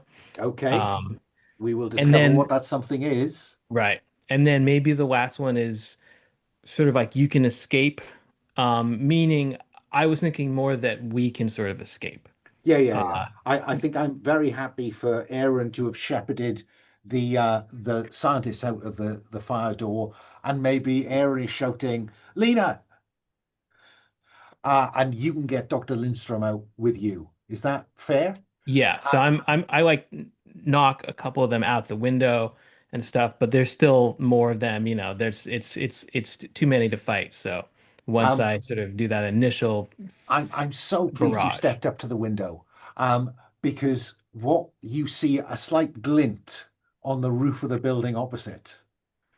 Um, and you have a move, I think, that makes you tough to get a bead on from range It's when you true. take harm from a ranged attack. So there is incoming harm. You know, there is a sniper up there. We see the glint, and then we see the red dot. So Okay. let's have you duck and weave. Okay. So in keeping with her whole style, she's gonna sort of use one of these guys as a cover. So we're just gonna try a 10. 10 plus, you avoid the damage. You know, there's a poof, and you know, a bit of this guy explodes over your shoulder. And then you're cartwheeling across the room and out.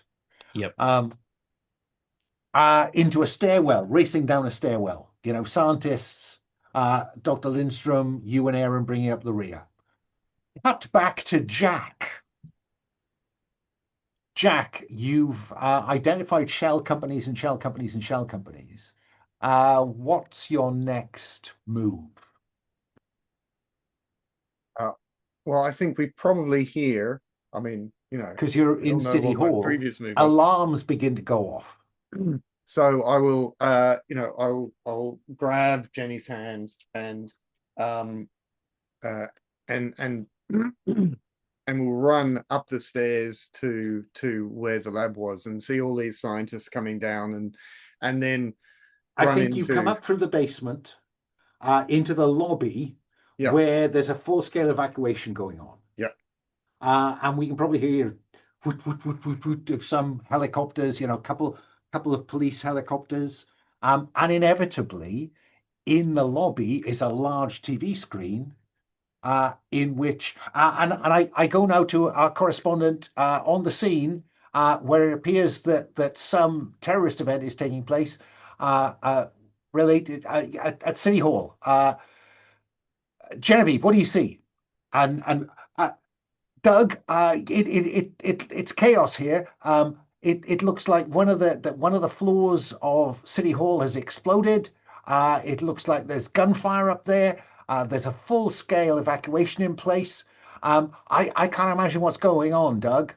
Uh, Cut back to the studio, you know, split screen. And now I have yes, yes. I can now take us to Ms. Linda Lee, who has responded very swiftly to this on social media, and a tweet comes up across the bottom saying, "Enough is enough. This kind of terrorism has to stop, and you and I both know who can stop it." This was approved by the Linda Lee Electoral Support Group.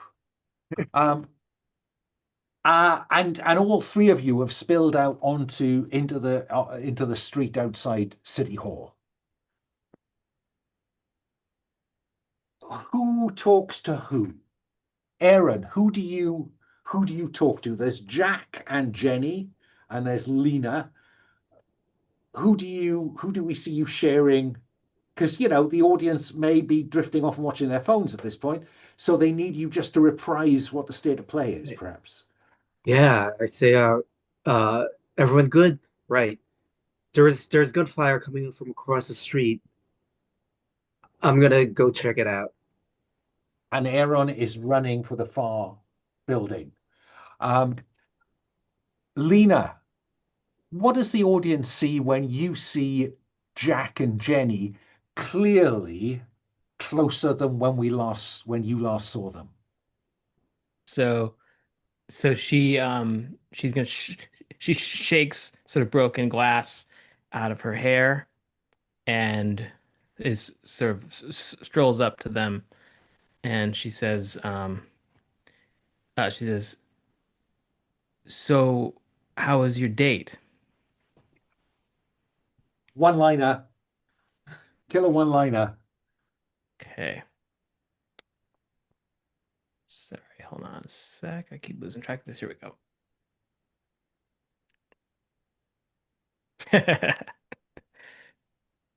True to form. That's a miss. Oh no. I Minus thought that one was a good forward one. as you're rattled by how lame your line was. And I think, we go back to the DVD commentary where Lena is talking to the director saying, we talked about this and we knew that line was not the right one, but you stuck with it, didn't you, Jed? And Jed says, Lena, my fault, entirely my fault. Um, and that I think is where we'll take our next commercial break. It is a minute past. Is 5 minutes past too quick, or is that okay? I see it as 2 minutes past, so probably is a Oh, little. let's make it 10 minutes past then. Let's have a bit of a breather. Should we make it 7? Let's make it 7. Okay, make it 7 minutes past. We'll negotiate down to 7. See you then. We cut from the street below and the various chaos and ambulances and police cars arriving, screeching in, to Aaron going up onto the roof. And inevitably, up on the roof, there's one of those kind of metal doors that takes you out onto the roof. What do we see you doing, Aaron? Yeah, I opened, but like cautiously, like with my assault rifle out, I guess, and I'm kind of advancing, crouched low, military style, looking for the shooter where the shooter is. I think this is probably read a situation, isn't it? If this isn't a charged situation, I don't know what is. Oh Roll yeah, plus swagger.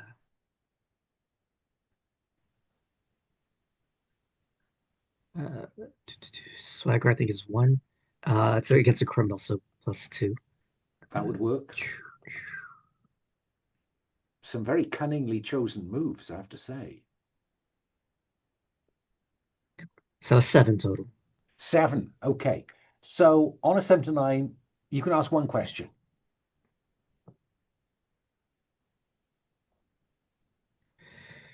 To do.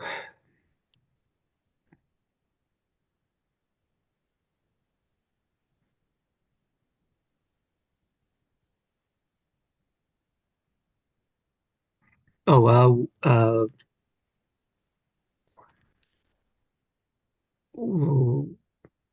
what's my enemy's true position? Yeah. So you've come out and there's nothing ahead of you, but there's a mass of air conditioning and other equipment behind you. And the roof has got, that kind of gravel on it. And you can hear just the scuff of gravel from the other side of the roof. So they're behind you. But that would allow you to know where they are without them knowing where you are. Do you go around the side or over the top? Over the top. Of course. Yeah. And as you come up over the top, you clamber up onto the roof of the stairwell that you've come up, and then we see you put your head up, and there's a guy dismantling a sniper rifle and putting it into a case. Yeah? What do you do? Yeah. I'll shoot him. I'll shoot him in the leg. Do that thing. Do that thing. Roll Alright. plus agility, and you get your +1 because he is certainly a criminal. Cool.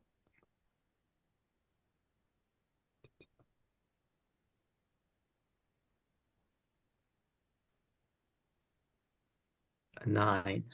9. 7 to 9, choose one. You inflict harm, but you take some too. You inflict harm, but are driven back. You inflict harm, but a friend is hurt badly in the fight. Well, that doesn't apply. So uh, either you inflict harm and take some too, or you're driven back and you can't take this approach again. Driven back. Okay, so you hit, um, and he doesn't have a flak vest on like you. Um, so you duck down into cover, and then you hear ah, no. Oh, down to the street where Lena is giving Jenny the stink eye, and bang into the top of a taxi. Um, and I think probably cut back to the police department, where Captain Garcia has you in her office, and she is incandescent. What the hell? You've been in town less than a day, and I've got snipers. I've got an all-out attack on City Hall, and a car chase that could have hurt civilians. What the hell is going on? You were here to help. Do you have anything to placate her with? Let me start with Lena. So Lena's gonna go in the opposite direction. She says, you also have massive tectonic movement sliding from the bay. While it's heading towards the bay, it's coming right back from, and I forget where. Oh, right. We skipped exactly that part. from that building there. Mm-hmm. What? Which building? And then I guess, Lena, you unroll a map, and Dr. Lindstrom is there with you, and she's putting crosses where tremor, first tremor here, and puts a circle around it. Whatever it is started there, I think, is what you're saying to her. Yeah. Yeah. Jack, do you have anything to put in front of her? Well, assuming that he recognizes a circle building. Well, I'm thinking about what you found with Jenny, who's also in the room. Quite why nobody knows. No, I thought we found. All right. Anyway, okay. Yes. So says, well, we found out that the truck that ran us off was from Lee Technologies, owned by Linda Lee's.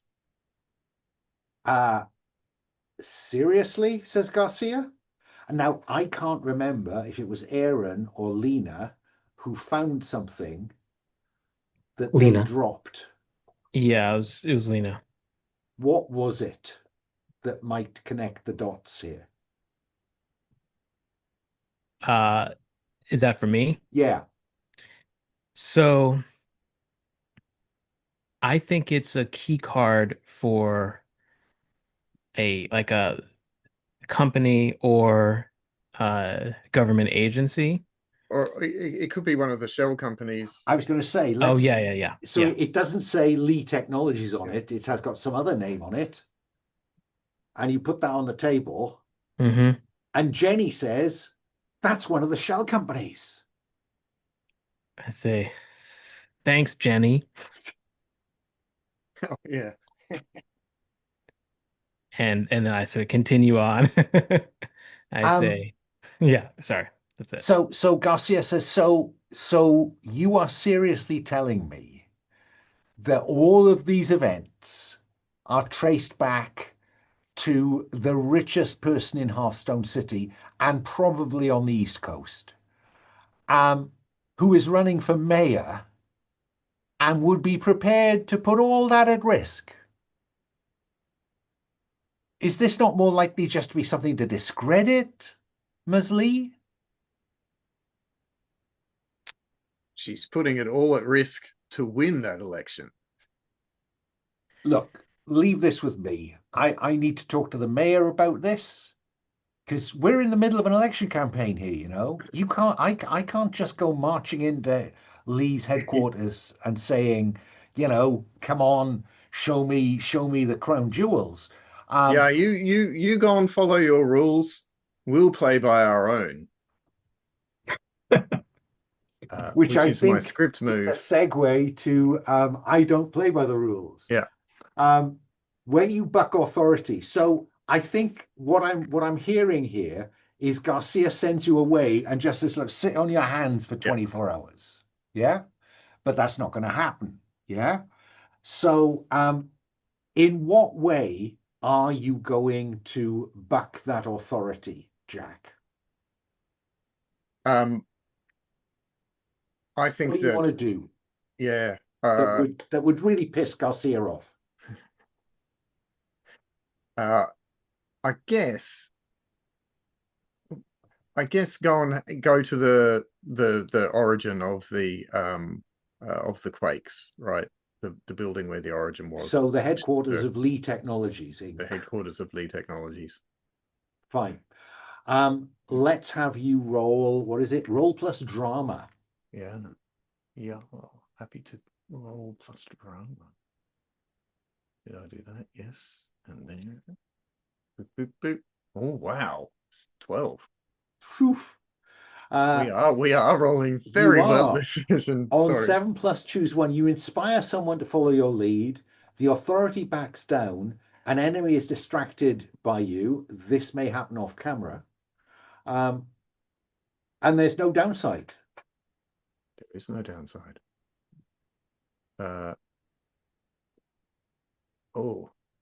What do we think, peeps? Are we gonna I don't authority backs down is a bit boring. I'm not up with that, but inspire someone to follow your lead. I could be inspiring Jenny to come running in, at some Jenny's going to be time. there come what may, because she is inextricably in which connected, case, an enemy is distracted by me.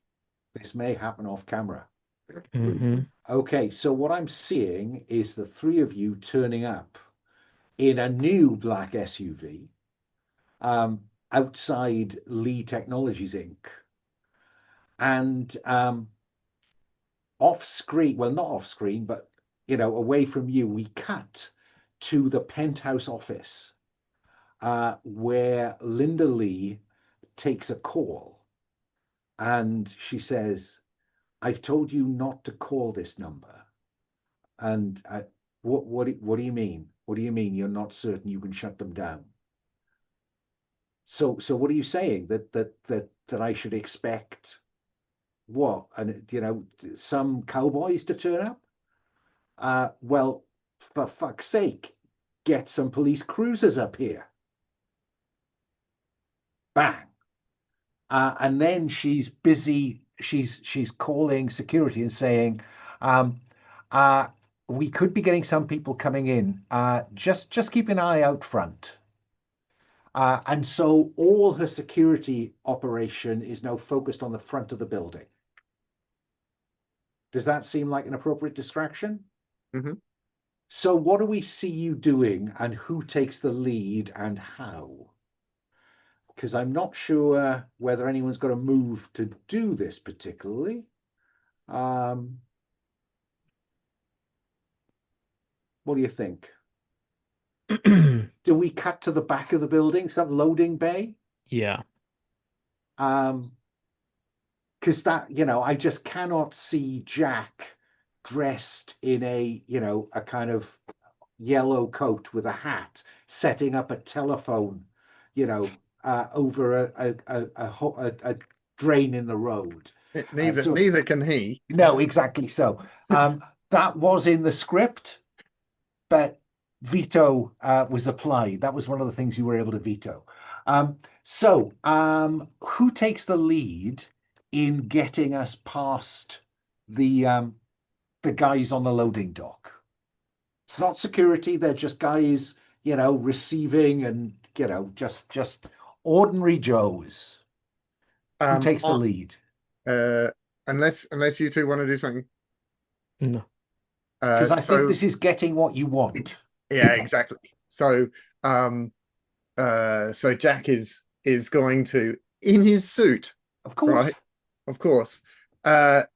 Just walk up to the loading bay, to the guys in the loading bay, and is going to say, "Oh, I'm sure it's beer o'clock," and proceeds to hand out a few. Here you go. Let's have you roll plus magnetism,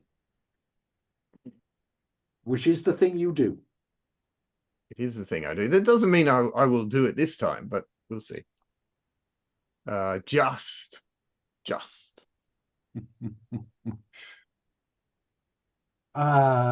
You get what you want, but it comes with an added cost, while a PC can outright refuse. So what's the cost here? The cost is that you have to hang back and drink with them, allowing Lena and Aaron to just appear at the end of the loading bay and slip in. Yeah? Yep. So Jack is going to be on his own down here, um, with Jenny standing over on the edge of the loading bay, kind of saying, Aaron, you've got your assault rifle, and you are working your way towards, I guess, maybe a freight elevator. Sounds good. I mean, like, I'm talking to Lena. Like, how do you want to play this? Like, we can't just shoot her like like a ninja. Um, Well, I'm gonna punch her in the face, and then she's gonna tell us everything we want to know. Okay. Freight all right. elevator it is then. Lena, are you at all worried about Jack? Yeah, well, I think yes, I am, but he's there with Jenny, so it's a little bit of a mix of emotions. But frankly, Lena's happy that he's not in the line of fire here, potentially. So Okay. Okay. let him stay out there. So we see you in the freight elevator, which takes you up about halfway up this skyscraper, but it doesn't take you up to the executive floors. So, we see the freight elevators open, you come up into a kind of in-building floor. Maybe it's a post room or some kind of back behind the frontage, workspace where the people who actually run this building can be found. So, Lena, the risk is that Aaron shoots somebody and attracts attention. So what do we see you doing when, you come out into this mailroom? Oh, sorry. So obviously there it's a full mailroom, right? Yeah, Lots of employees. Um, so all right, so she is gonna hold up her wallet, sort of open it and wave around and she says FBI. She says everyone out now and points back towards the elevator. great. Getting what you want. Roll plus magnetism. Okay. Uh, so she's got a one. Okay. So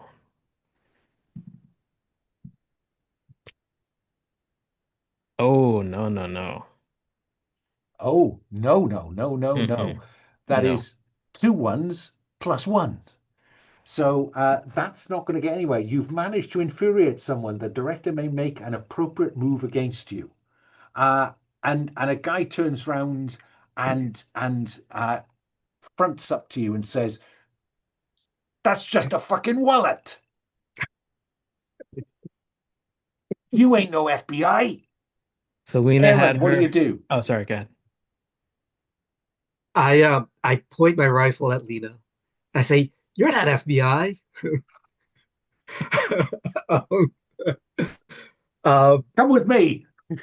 yeah, exactly. So this is getting the mailroom guy to believe that you're a position of authority and you can take Lena under your charge. Let's have you roll with magnetism, Aaron. Right. And whether narratively or mechanically, I'm leveraging that I've worked for Lena before. Oh, I'm that's not true. for Lena, for That's true. Lee. That's true. Yeah. So you know how this operates. You know how her security operates. I'm going to give you a Yeah. plus one for that Oh, because cool. why shouldn't backstory matter? Why did we have those relationships if it wasn't to make some use of? Go for it. All right. Yowza. Hot 14. All dice. right. Well, just as well I gave you that plus one, isn't it? 10 plus, you get what you want with no strings attached, and it might even exceed your expectations. And I think on that 12, you kind of flip out your old ID badge. Oh yeah. And he looks at it and he says, "Oh, I'm really sorry, Mr. MacArthur. I didn't know you were still with the company." Oh, You deal with her, and you can hustle her out of the mailroom. Now you hustle her out of the mailroom into kind of front office country. So, you come out onto a carpeted hall with a lift, which presumably would take you up to the penthouse levels, uh, as long as nothing gets in the way. And we will, of course, see some cameras hereabouts. So, Lena, any thoughts about, you can't really hesitate here. He's got to hustle you out of the room. But once you're out the room, what are you thinking? At least it's quiet at the moment. Yeah. I think she's gonna stick. Well, actually, he's got his big rifle on her back, right? So, um, she is gonna make a run for the elevator that that she knows goes up to Linda's office, as though Aaron. she's like breaking away from him. Yeah, exactly. So it looks like she's making a run from this legitimate security guard. Yeah. What do you do, Aaron? Oh yeah, I'll like whack the gun a little bit, just sort of like Yeah, to make smack it it obvious. aside and then And run. then, hair down this way. And she's about to step into the field of view of a pair of cameras.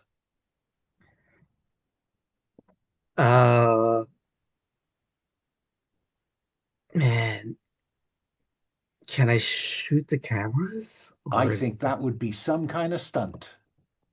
all right. So roll plus agility. Gun in hand, you get the extra +1.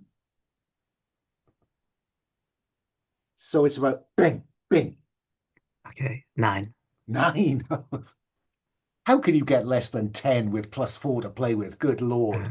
You've left yourself in a precarious position. Choose one below. So ping, ping. Both those cameras blow out. And Lena has reached the lift. Precarious position. Choose one from below.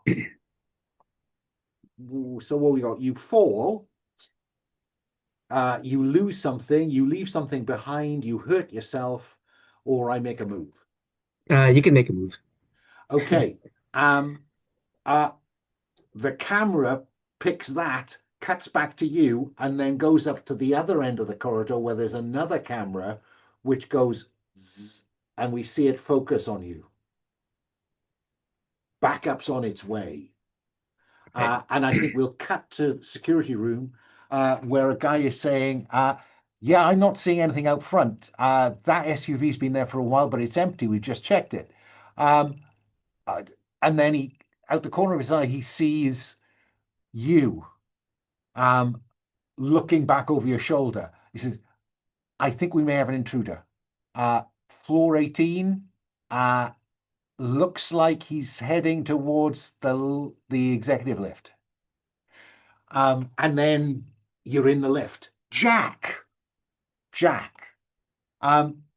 This is the point where the game is up inside. Looks like alarms have been raised, and so you can hear muted because the loading bay doesn't have its own alarm, but you can hear kind of zit zit zit zit zit of an alarm going off in the building. What do you do?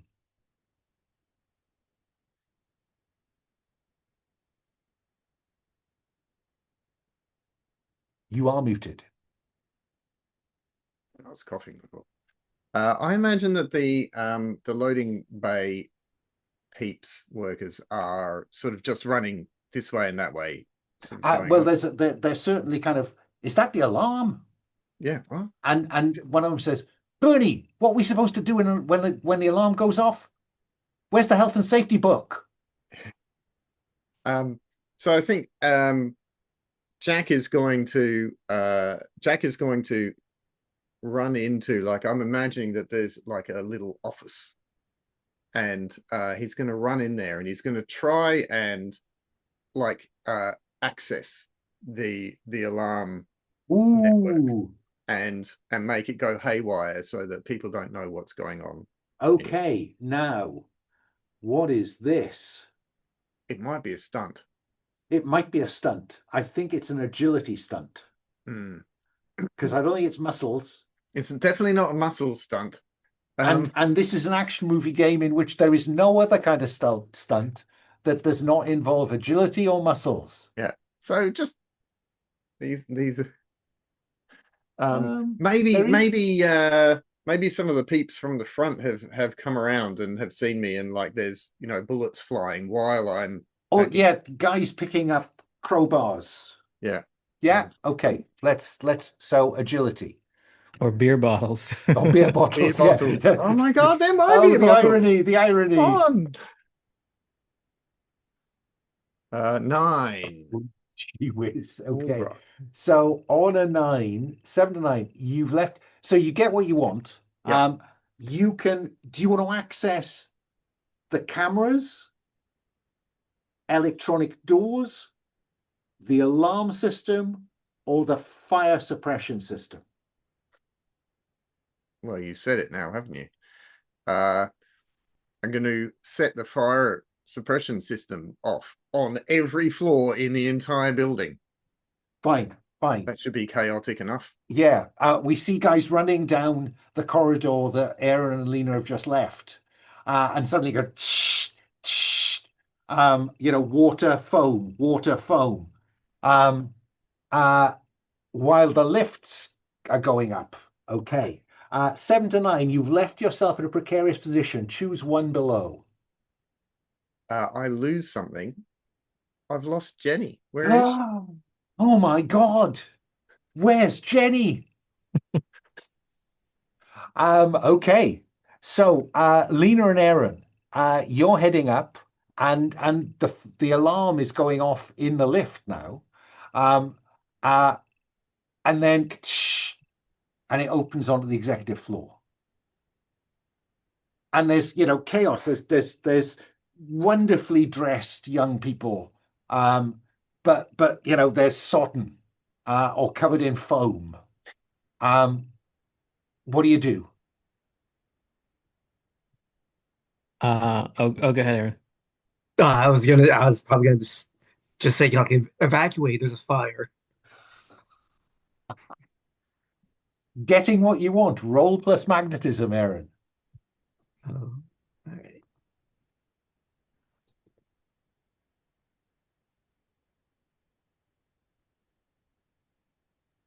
Oh, gee, you're killing me, guys.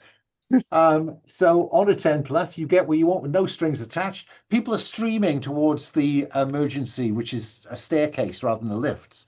Um, Leaving, but the last people to appear are a security team with Linda Lee in the middle, saying, "This way, Miss Lee, this way."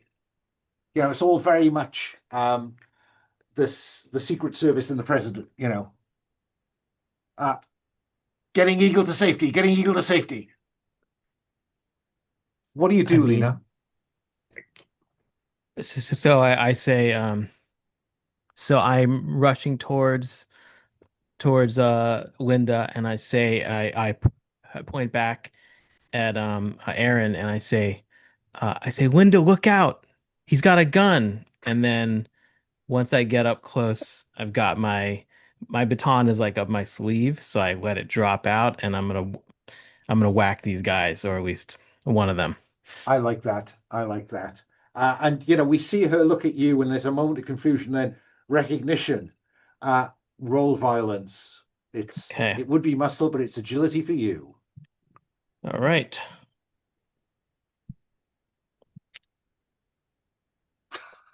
Oof, there you go. 13. Nice. So I'm gonna hit. I'll use area to hit both of them. Well, Both of the I think security. area can take out the security team if you want Yeah, to. Maybe exactly. with maybe the named chief security officer surviving. But go on. Yeah. So you thin the herd. So and then maybe grab their like key card, the head security guy. Yeah. Or actually no, his radio. Okay. His earpiece. And then I think the only other thing would be that Yeah, just that, and then like sort of grab her in a chokehold, not trying to knock her out, but No, no. just So keeping her there. the target, Linda Lee, is knocked down. Yeah, You take uh, the target drops something, so the security man, you now have access to his radio. yeah. As he's going down, I Yeah, and grab the his others are earpiece. just in a mess, just scattered about. Um, Aaron, you see that happen. What do you do? Uh, I'm sorry, you said the security people are all out now or The scattered? nameless ones are, Yeah. but Dieter, her senior security man, is just looking at Lena as she's grabbed away his microphone, his radio. I'm gonna shoot at like a lighting fixture and have it like fall and hit him uh as a stunt. That is definitely a stunt. Yeah. You and Dieter go way back, I guess.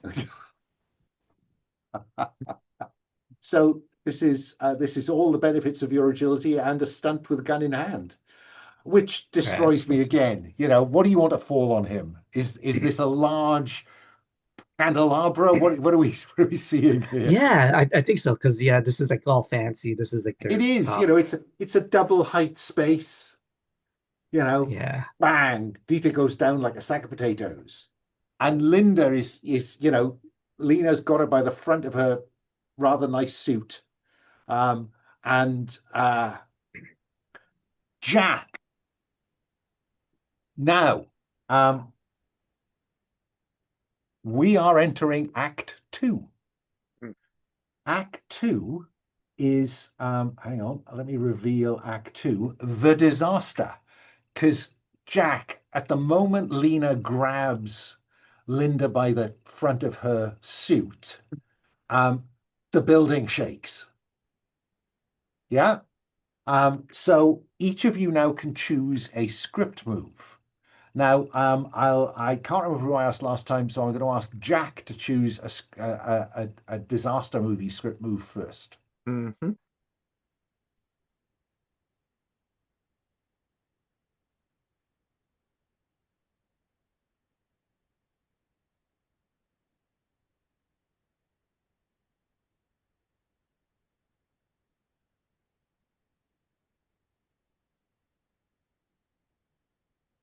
Um,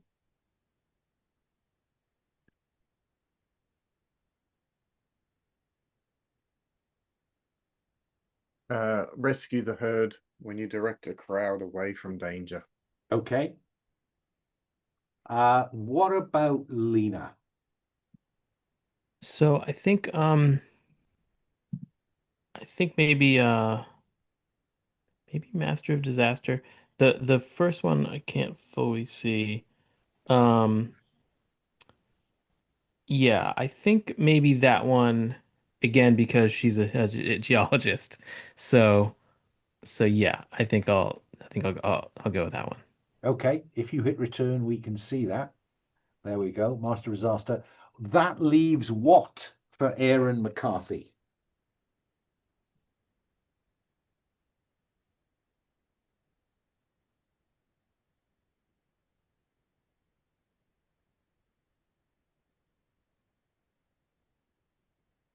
You are muted if you're. Let's see. The Mustang.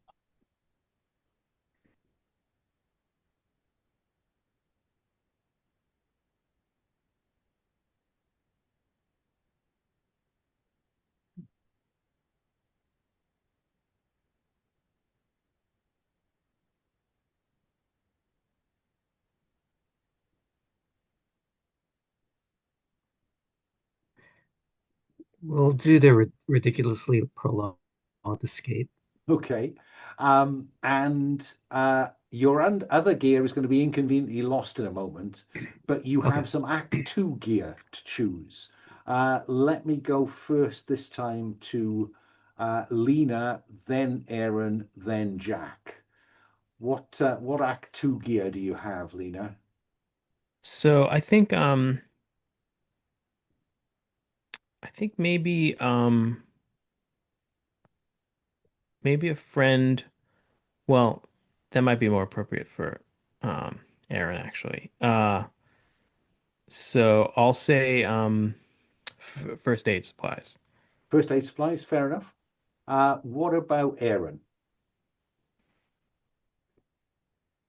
Uh,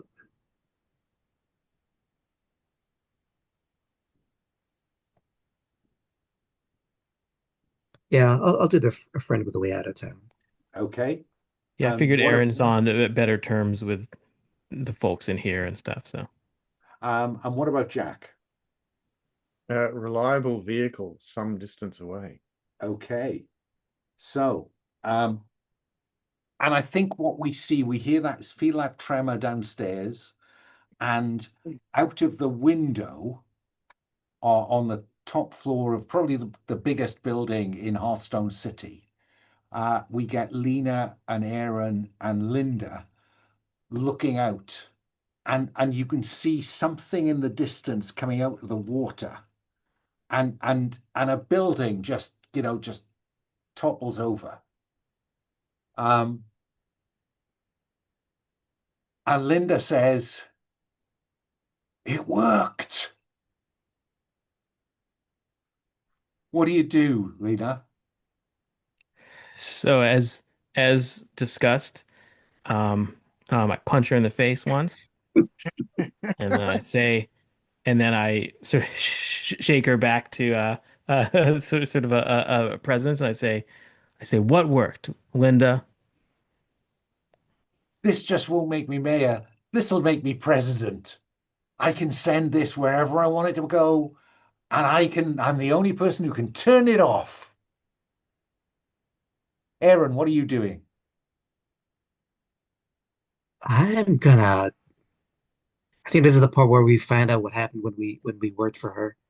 I just Maybe. say like, a lot of good people in your employ died because you you left everyone in the dark. Uh, and if we knew we were facing the Yakuza, we would have taken the other precautions. Now Oh, you're gonna this spill mother what? is bigger than the Yakuza.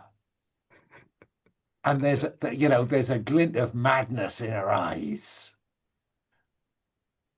Who There's a is the move. female Jack Nicholson?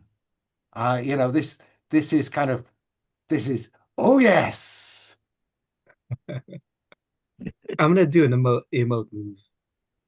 Go on, emote, Uh, emote. yeah, like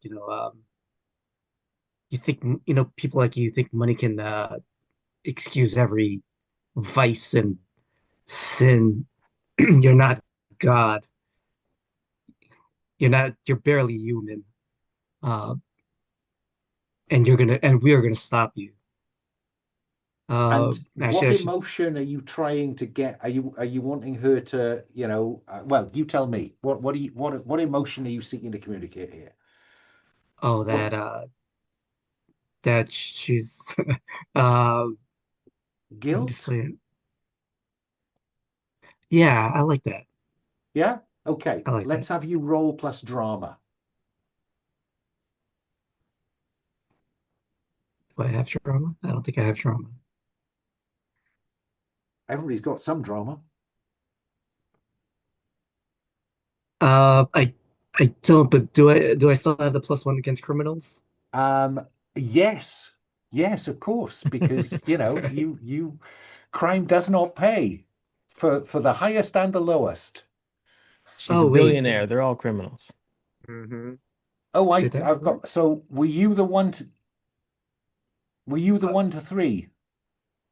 Oh, I don't know. do you want to roll 2 dice again? Sure.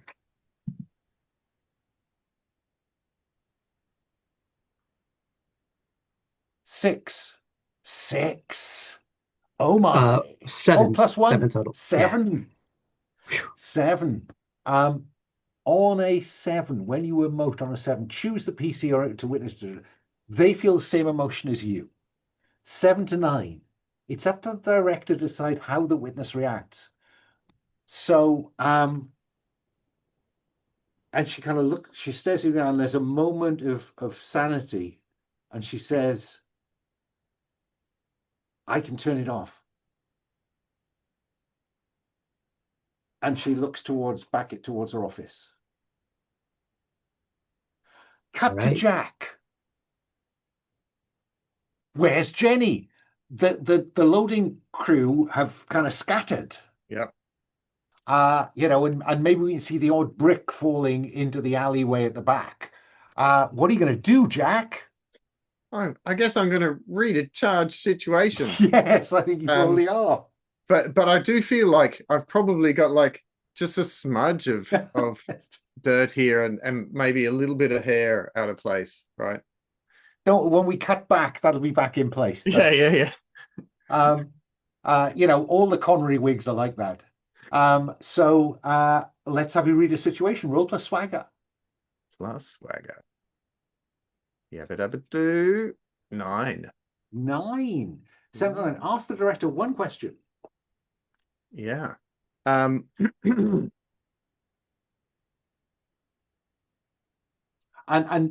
if you're looking for Jenny, none of those questions apply.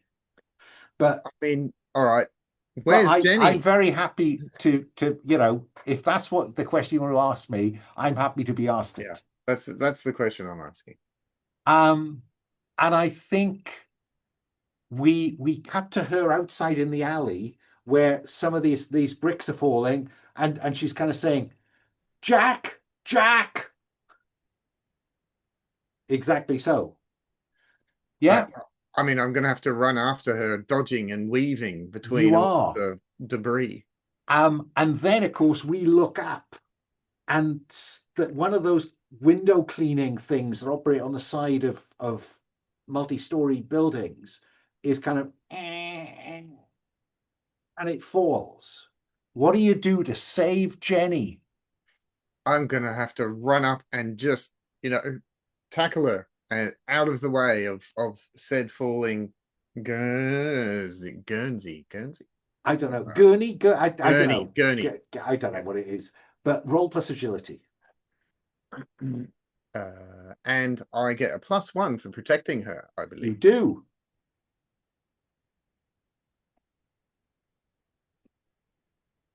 10. Very nice. So that was that a stunt? What was that? It's a stunt plus agility. Yep. 10. 10. There you go. Okay. So on a 7+, you do it. +1 forward to pass this. So you got +1 forward until the fiction changes out of the alley, I guess. Yeah. And there's no downside. You tackle her out of the way. Nobody's hurt. But this thing, we see it hit the ground and crumple. It would have made a hell of a mess of Jenny. Meanwhile, cut to Lena and Aaron having hustled Linda into her office, where she's flipped up a panel on her desk. And there's a big red button marked abort. What do you do? I run for it. I sort of Hit push it. her aside and I pound it. And there's a pause. You look out and the building stops moving. And then another building in the distance goes over. And she kind of looks and hits it and hits it and hits it. They should shut it off. Now we're going to run the disaster movie act as something of a montage, giving each of you a chance to use that move. Yeah? So what I'm thinking is a friend with a way out of town, a reliable vehicle some distance away. I think, Jack, we see you and Jenny hair around the corner to the front of the building where a piece of building just flattens the SUV that you arrived in. So, you're looking and there are cars, it's chaos. Aaron, who's your friend with a way out of town? Oh, yeah, it has to be a military buddy, who, because they were a pilot, they actually work for the local news in the newscopter, since they know how to fly a copter, and And yeah. as you're telling me that, I'm seeing a you know, Hearthstone Public Broadcasting chopper goes past the window. Yeah, and of course they're still broadcasting, and on the screen in the corner of Linda's office, it's saying, this is Chuck Davison reporting from Chopper One, and that's your old army buddy. Um, I'm here, and I'm seeing. I don't know what it is, but something. It's like we've got an earthquake, but it's centered near the bridge, near the dockside, near the river. It's almost like something's come out of the river. I'm going to head that way. Aaron, how do you attract Chuck's attention? Yeah, I think there's like a ceiling to floor mirror in Linda Lee's office, and I just smash it, grab one of the shards, and do like a Morse code with the sunlight. And we cut back, and Chuck is in the helicopter reporting because it's PBS. It's reporter pilot. Um, and he's kind of squinting over at you, and then it's kind of some old unit code. Um, what the fuck? And he drips and whirs and comes up near the building, um, and sees you. We see him mouth, um, Jack. Um, you're running up the street. There's people all over the place. There are people, there's an ambulance turned on its side. And people are, there are injured people all around. What do you do, Jack? Oh, sorry, no, I've got that wrong. I forget that. Lena, you look at Aaron. He's trying to get a lift on a helicopter. But then you look back at Dieter, who is still alive. What do you do? Well, if she doesn't help us, maybe he can. So I'm gonna get a I'm gonna sort of lever off the chandelier from him, and I'm gonna see if he can move. And of course, there is a first aid box Hmm. just there. So you're applying first aid to Dieter. Yeah. Aaron is trying to communicate with his old army buddy. Linda is just standing there looking dumbfounded out at the city as, block after block seems to be just coming down like dominoes. Um, uh, Cut to the street, Jack, people flowing past you. How far away is this vehicle? 1 block, 2 blocks? um, I mean, I guess it's a couple of blocks, but what I'm imagining now, given what's happening, is that like we're all streaming around, everyone's in a panic, and Jack is looking down, and he can see that sort of block and a half away because American blocks are really long, and he can see a yellow school bus, and he yells out to everyone, he directs some people to grab the injured peeps, and he says, everyone, let's get to the school bus. We can get out of this, we can get out of the danger zone. I saw Clyde Park a few blocks away. We'll get there. It's clear there won't be any falling mountain, debris and that sort of stuff. Okay. So, let's have you rescue the herd, Jack. I see you get into the school bus, which of course is full of school kids. But the driver has taken a bang on the head. What are you doing? So do you want me to roll for rescue the herd? Yeah, yes. Roll plus magnetism. But roll because the kids are just panicking. What do we see you do to calm them down? Oh,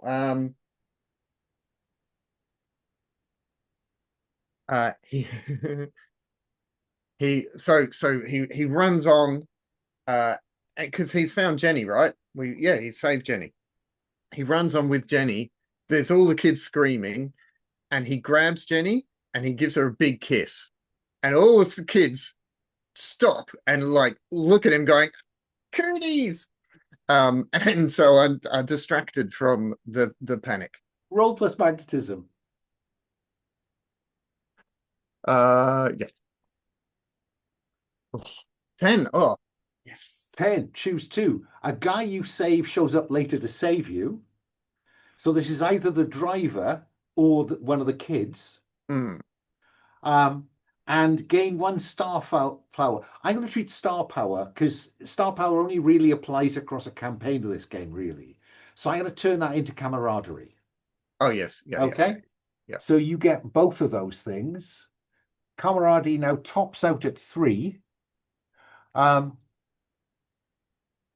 And while they're all kind of, oh, and Jenny starts going through saying, it's okay, it's okay, it's okay, okay. And laying the driver down, saying, oh, what's going on? And you're turning the bus and heading for safety. Okay. Yep. What about, for some reason, you know a lot about dealing with bad things. Hold 3, Lena. Spend 1 to use your expertise to get out of a bad situation. And then ridiculously prolonged escape is Aaron's move that we're trying to build in here. When another PC is about to take harm from a disaster, roll plus drama. And there you go. So Chuck is hovering next to the window, Aaron. He can't get any closer because of the chopper blades. How are you going to get on board? Yeah, there's a meeting room with this ridiculously long, conference table. Uh,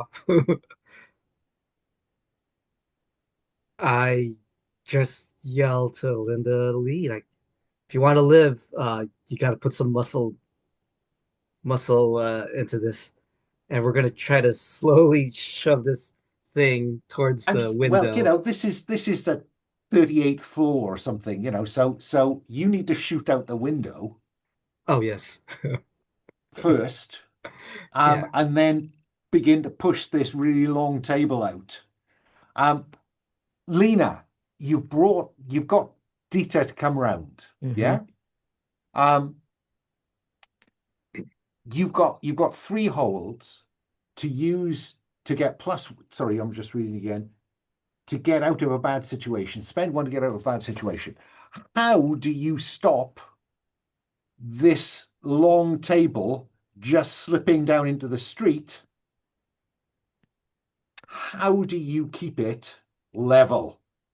So, all right. So I'm thinking I'm gonna grab. I think we need to. Okay, so you know what I'm gonna do? I'm gonna grab. Uh, I'm gonna smash the glass for the for one of the emergency hoses here, Yeah. and I'm gonna sort of whip it around and um sort of anchor it around the base of the table, so below it. Okay. Um, which of course means that someone's gonna have to hold it for at least basically for as long as anyone's going across safely. Okay. So yeah, so she's gonna do that. She whips it around and then sort of gets down on the ground with her feet against the sort of a conference room, sort of in the doorway on either side. Yeah. And she says, make it quick. And I think Dieter will help because you helped him. So I think Dieter will help. So Aaron, are you going to send Linda out there first, or are you going to go out and then hope you can get her across? Uh, wait, if I send her out first, is that Or do you even go out yeah? together and share the risk? I don't know. And we cut to Chuck's face, and he's seeing this happening and thinking, "What?" I think she has to go out first, and I just have to hold the table. Well, the You know, table is held. Lena has the table. You don't need to right, worry about right. the table. Uh, yeah, yeah. I think she's gonna go out. We're gonna go out together, but we have to evenly space the our distance so that's not a strain on Lena and Dita. Okay, so So Linda she is can go ahead of first. Yeah, you. yeah. Okay, I think you need to convince her to do this. Oh. uh, So roll plus magnetism. all right.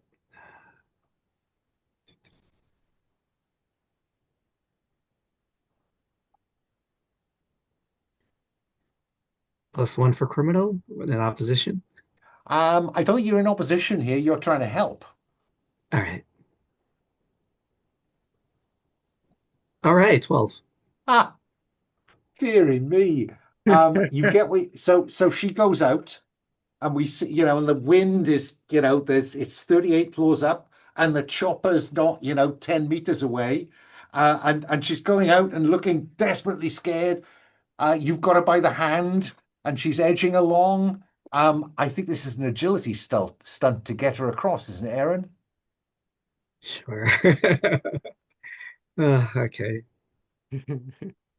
We've got to have a failure at some point. Don't say that. All right, 11. Yeah, look, Oh my goodness. that goes like dream. +1 forward to pass this back to or from someone. So the Yeah. whole stunt to the table here is that there is a +1 available for the next player character to go. Dita looks at Lena and says, I'll hold it. So, all right. So Lena, she looks back and forth. Is Linda already in the Yes, chopper? yes. Okay. And then it's trying to stabilize again, and the table is going. So, so she says,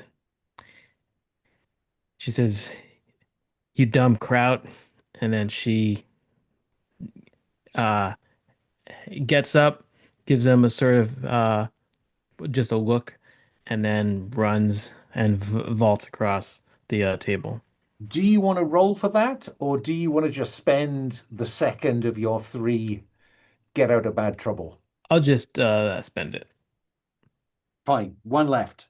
And what do we see then as that table angles down, and you're running for it, and the helicopter's there, and you leap, and So I think Lena misses the door and then sort of drops down hard onto the one of the skids, one of the yeah, rails.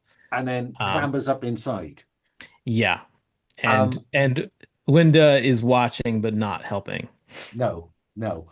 And then the table goes, and we see Dita being dragged across the the boardroom, as the wind as the table is dragging him towards the open window, because he's looped it round himself, of course, just to get as much Yeah, weight as possible.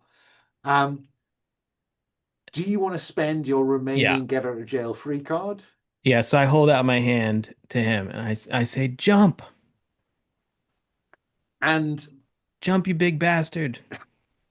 and and and the table goes over the edge, accelerating him towards the window. And he pulls the and is thrown into the helicopter, and dragged in. And the helicopter turns and heads away. Yeah. So I think the only one we haven't used is a ridiculously prolonged escape. When another PC is about to take harm from a disaster, roll plus drama. I think it's time for our school bus to get into trouble, Aaron. So you can point something out to Chuck to try and help Jack. Because Jack, there is masonry falling into the road, and you're Right. um and we can see a bridge ahead that will take you out of town towards the airport where your mechs are waiting. If you can only get to them. So Aaron, when another PC is about to take harm from a disaster, I think what we see is a kind of surge coming up this tributary of the Hearthstone, and it's a wall of water, 20 feet high, and it's closing in on this bridge as the school bus is racing towards the bridge. Yeah? How can Chuck, your old army buddy, help? Because that water is getting closer and closer, but it's prolonged. The school bus is still racing towards it. What are you going to do, Aaron, to try and save Jack? So the bridge is this, and the water is kind of like The gonna water go is over about it. to smash into it and the school bus. Oh man, that's a good question. How do you stop water? Uh, how can Chuck stop water?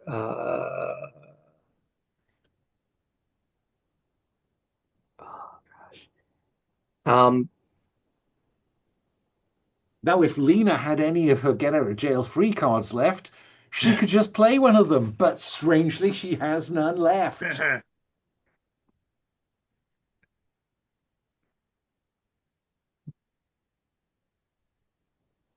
What do you want me to do? Says Chuck.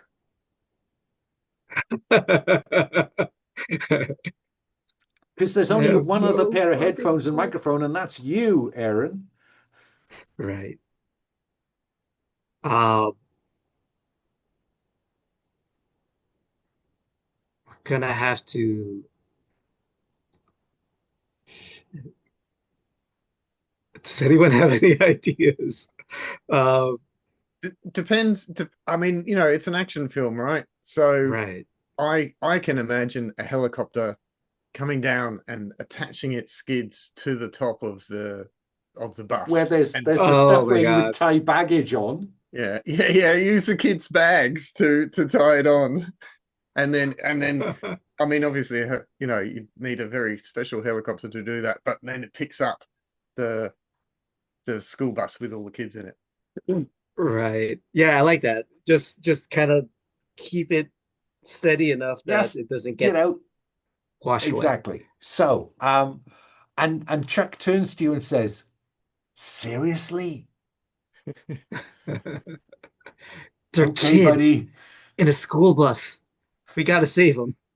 Um, I owe you a lot from Afghanistan, but this is a lot." And we see him swoop down. Let's have you roll for a ridiculously prolonged escape there, Aaron. Roll plus drama. I don't think I can leverage any pluses here. Um, is the camaraderie move possible? Well, that's a possibility, isn't it? Uh, Yeah. so what does it say? Uh, Once per session, each PC can narrate doing something cool which involves at least one other team member, uh, and heal one level of harm, find an awesome new weapon for the duration, do an extra level of harm, get inspired by your friends, hold one to make a future roll, an automatic 10 plus. Yeah, Oh, that's probably it. That seems to be the one you're looking for, isn't it? yes, we'll do that. Do you want to So, now? I can't remember the camaraderie rules precisely, but I think you don't have to roll with the full +3 unless you want to. All right, yeah. You Does use it? No, no. It's There's You a roll with there's a possibility of losing camaraderie. No, it's +3. That's fine. yeah, Go ahead. Okay. and then it goes down by 1 after Yep. the roll. Yep. 12. Wow. On 10 plus, pick 2. Yeah, so we'll do the hold 1 to make a future roll of automatic 10. Uh, Characters gain a great, let's see, find a new weapon. New weapon. We'll do the characters gain a great insight into friendship. Uh, I think that's a bad one oh, for oh, that's us. a bad one. It is a bad one. Yeah, sorry. No, we won't do that then. It gives you Uh, XP, which is not a lot of use in one shot. we'll heal 1 level of harm, and I'll try to figure out how to do that. Well, Uh, that's if you've got any harm, you can reduce it by 1. If anyone Cool. if somebody else with you has got 1 harm, you can choose who reduces it. Um, but I that do gives you have an 1 harm. automatic 10 plus on the next move, doesn't it? And I'm guessing the Yes. next move is indeed a ridiculously prolonged escape. Yes. Choose 2. Presumably you don't want to save them. Yeah. Uh, are we going to be taking harm, or is that? Well, it's on a 10 plus, you can choose not to take 2 harm Oh, yeah. I think we want to not take harm. Yeah. and save them. Yeah. Yeah. Okay. So the skids lock under the bag, the kind of luggage racks on the roof of the and Chuck is pulling up on the stick as the wall of water hits the bridge and the side of the coach. And inside the coach, Jenny's trying to calm down the kids. They're all screaming, ah! As water washes over the bus. The bridge disappears from underneath it, and then Chuck just puts it down on the far side of the bridge, and you're safe. I think I've overrun my 10 o'clock break, so I'm going to suggest that we take just, shall we say 20 past the hour, just to turn around twice, and then we'll finish this with a confrontation with our kaiju. Yeah. Okay. See you at 10 past.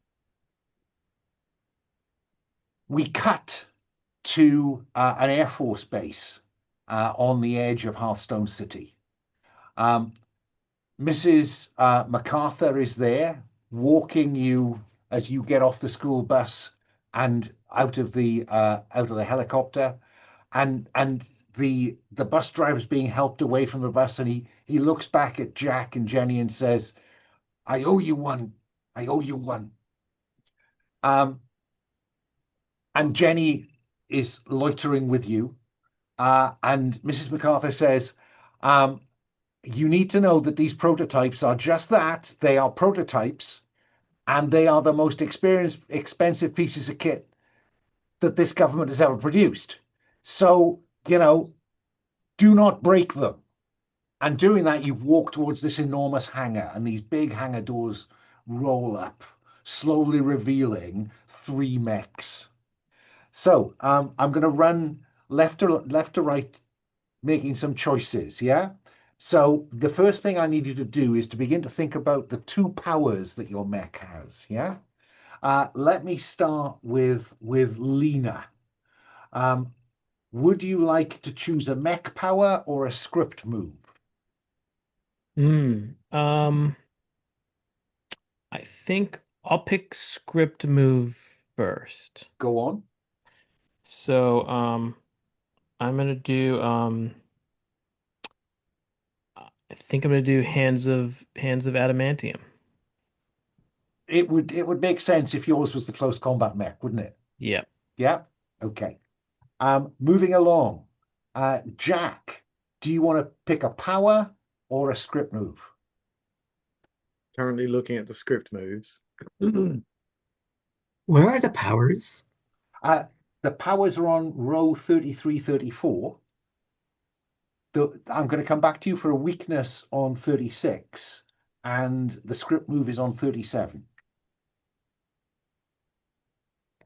seeing them? I think so. Yeah. Just 1 second. Yeah. What do you want, Jack? I'm going to go. This is a weapon. Okay. Yep. So this is about using girders, cars, telephone poles, bridges, etc. Okay. And what about Aaron? A power or a script move?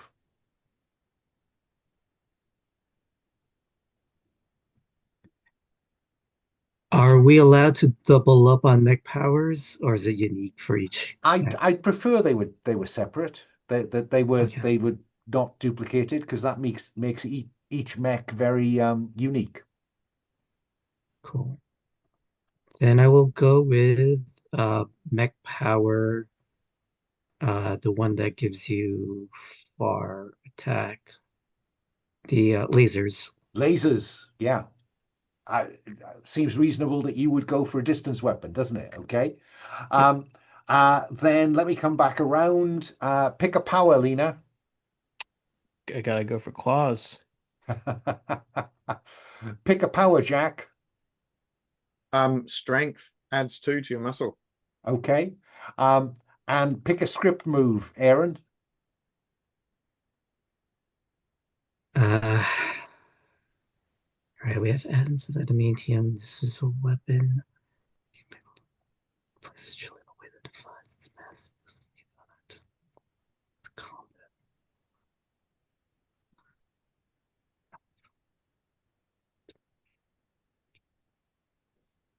I'm gonna pick a script move, float like a butterfly. I thought you might. Yeah. There we go. Okay. And then mech power, second power, Lena. Yeah, I think skates Skates. adds to any agility. No, I'm just thinking. Yeah, you know what? I'm gonna do a jump. Jump. Okay. Uh, what about a mech power, Jack? Armored. Armored, fair enough. And mech power, Aaron?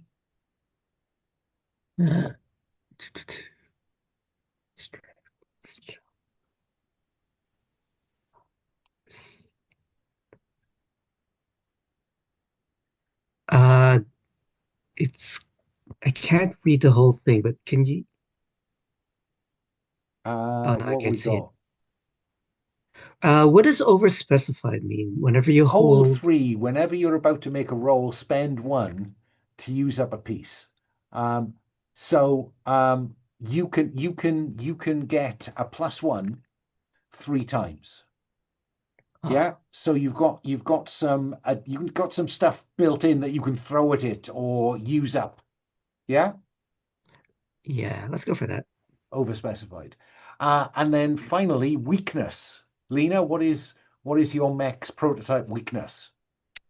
Uh, so I think, the last one is weird. Okay, so I'm gonna say a glass jaw. Okay. Okay. What about Jack's mech weakness? Heavy and slow.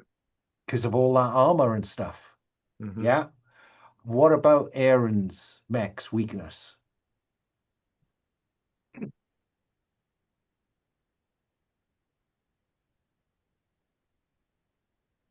We'll go for dependent on a power cell that you must recharge manually from the outside. Yeah. Now, it's up to you whether these are big transformer scale mechs or whether these are Iron Man suits. What's your preference? Lena, what are you thinking? I I think they should be big. Yeah, I mean, I have to say, I've been, Yeah, um, I they need think to be kaiju sized yeah, or close exactly. to that. Yeah, okay, Yeah, yeah. we'll go with that. Um, Final question. We see you making your way down into the city. Yeah. So, there's Jack, what have you christened your mech? Oh no. Uh, Thumper. Thumper. Okay, Thumper. Have you christened your mech something, Lena? Yeah, uh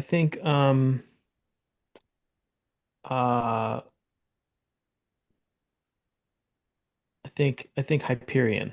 Oh, Oh, Hyperion. that's nice. Ooh, very high flown. What about you, Aaron?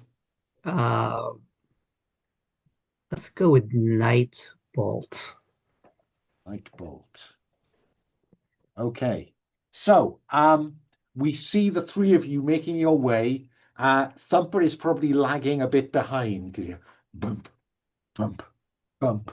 And we get our first sight of our kaiju as a tail flips over a building. I want each of you to describe something about this. Yeah. So, Lena, tell me something about its head. So I think its head is sort of a mass of uh almost like glass noodle like tentacles, sort of just, you know, like a mix of fiber optic cables and something that would come from like the surface of the ocean. Fine. So no eyes, no sensory organs, you can tell, just that horrible mass. Just these tentacles. Okay. Tell me something about its tail, Aaron. Uh, there Spiked, scorpion-like, whatever you like. there is there is a more traditional looking head at the tip of its tail Oh, of like a maybe something leonine, like lion like, but more scaly. oh, wow. It's got a secondary head on the end of its tail. So I'm imagining um, the tail can kind of rear up and it can see behind itself. And yeah, okay. Limbs, Jack. Tell me something about its limbs. Um, so I think they are scaled, and there are eight arm-like limbs, but rather than, the traditional sort of eights being kind of, there and there and there and there, it's actually eight in a circle Oh, around. right. Right. So, As right, as yeah, as as my old traveler books would describe, radially symmetrical. radially symmetrical. Yeah. Okay. So again, it can fight in all directions. Yeah. Now, the way we're going to run this is that you need to decide, do you want it to stop it doing damage? You need to take out the tail. It's going to defend itself with its limbs, and you need to do enough damage to its torso, if you will, the scaled torso holds all this together, in order to kill it by taking out the head. Yeah. Hmm. And we're going to pretty much montage it. So let me see. Um, I think float like a butterfly suggests that Aaron is going to be on point. Yeah. So, Aaron, what do we see you doing? Do you want to take out its ability to do you harm, its ability to do civilians and building harm? What's your first objective?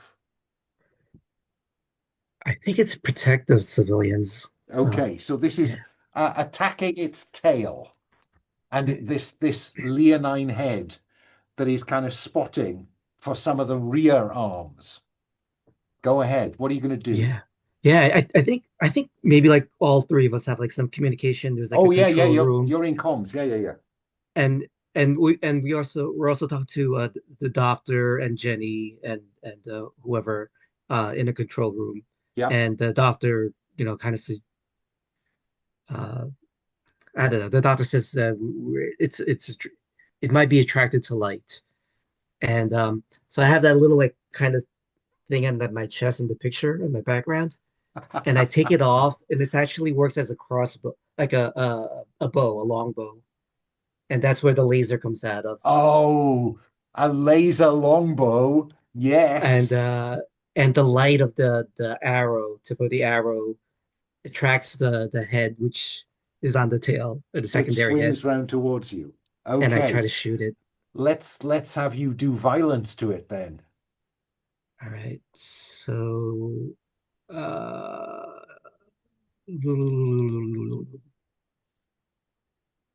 so this is violence, Roll agility, plus agility, I think.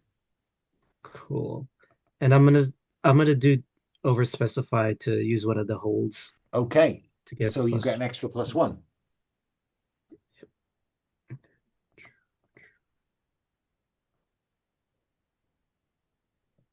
Ooh, might be just as well, given that you've just rolled a 4.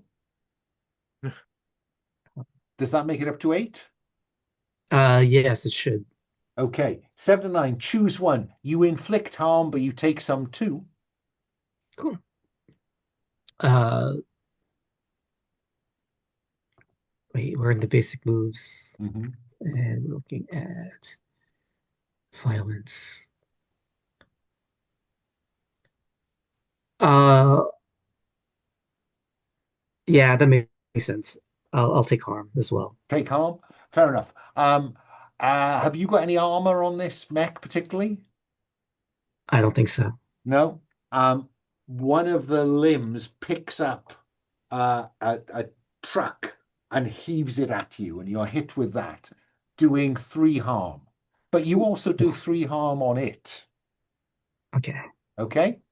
cool. Um, um, as an alternative to that, I let you ignore that harm if that strike messes with your power supply. I will take that.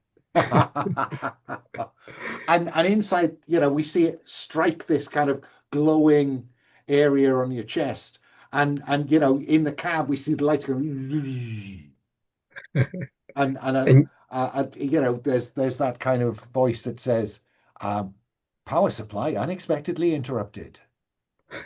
Um, uh, you need to do one more to its tail to stop it doing any damage. But let me go to Lena next, because Jack is still trying to get there. So, Lena, I'm guessing you want to get up close and personal with this thing. Yes. Is this about attacking its limbs to, in the hope that it doesn't do you and the others some harm? Or is this about finishing off the tail so that collateral damage is put to an end? Uh, Lena's got a killer instinct, and so she's trying to tear this thing's heart or head off. Right. So getting in there, and you'll need to get past the limbs in order to get the killing blowing. So Yep. I think that is this hands of adamantium. When your mech is in close combat, you gain +1 to all stunt and close combat rolls. Yeah. So this is up close and personal, which for anybody else would be muscles, but for you it's agility. And those claws of adamantium are hands of adamantium give you +1 to that. And I think your claws do 4 harm. Close, messy. Uh, and so I think what Lena does is she is coming in sort of low. Her thing is it's not as big as theirs, but it's fast, and she winds up the claws. They're really like drill bits. They kind of come down like a tangle of them over the hands. And she is going to basically dive through one of the smaller buildings and come out the other side, sort of, and try to sort of kind of Superman directly into this thing. Jump. It So, can go anywhere you've seen within a block. Yeah? yep. So in this case, I'm kind of jumping through the block or Yeah, through yeah, part yeah, of yeah. it to I try get to that. surprise And it. and we And have to cut to some office staff cowering away from the windows as yep. this as you Now, can I ask, can I use one of those, or does my bonus from the earlier move I did about figuring out, hold on, what was it called? Um it yes is the was answer to your question. yeah. So all right, so if that applies, so that's +1, and so I've got total then of +4. Okay. So Do here we go. violence.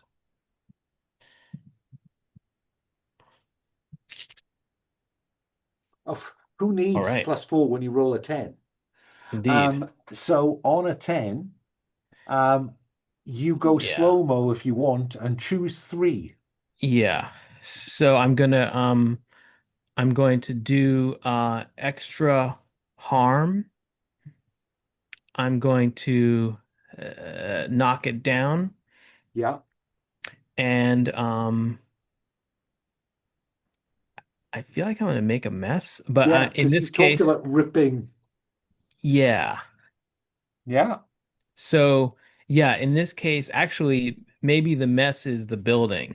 Like when I smash through the building, huge chunks of it come with me. So this thing is sort of in like a cloud of dust and worse. Yeah. Um, and yeah, as it kind of goes down, it actually manages to take it down despite its radial And how much symmetry. harm do those claws do? Well, it's 4, and then that's +1 for the terrible harm. But then I think I have You have +1 for the adamantium as well, don't you? yeah, so Or is that no, so that's not harm, that's on the roll.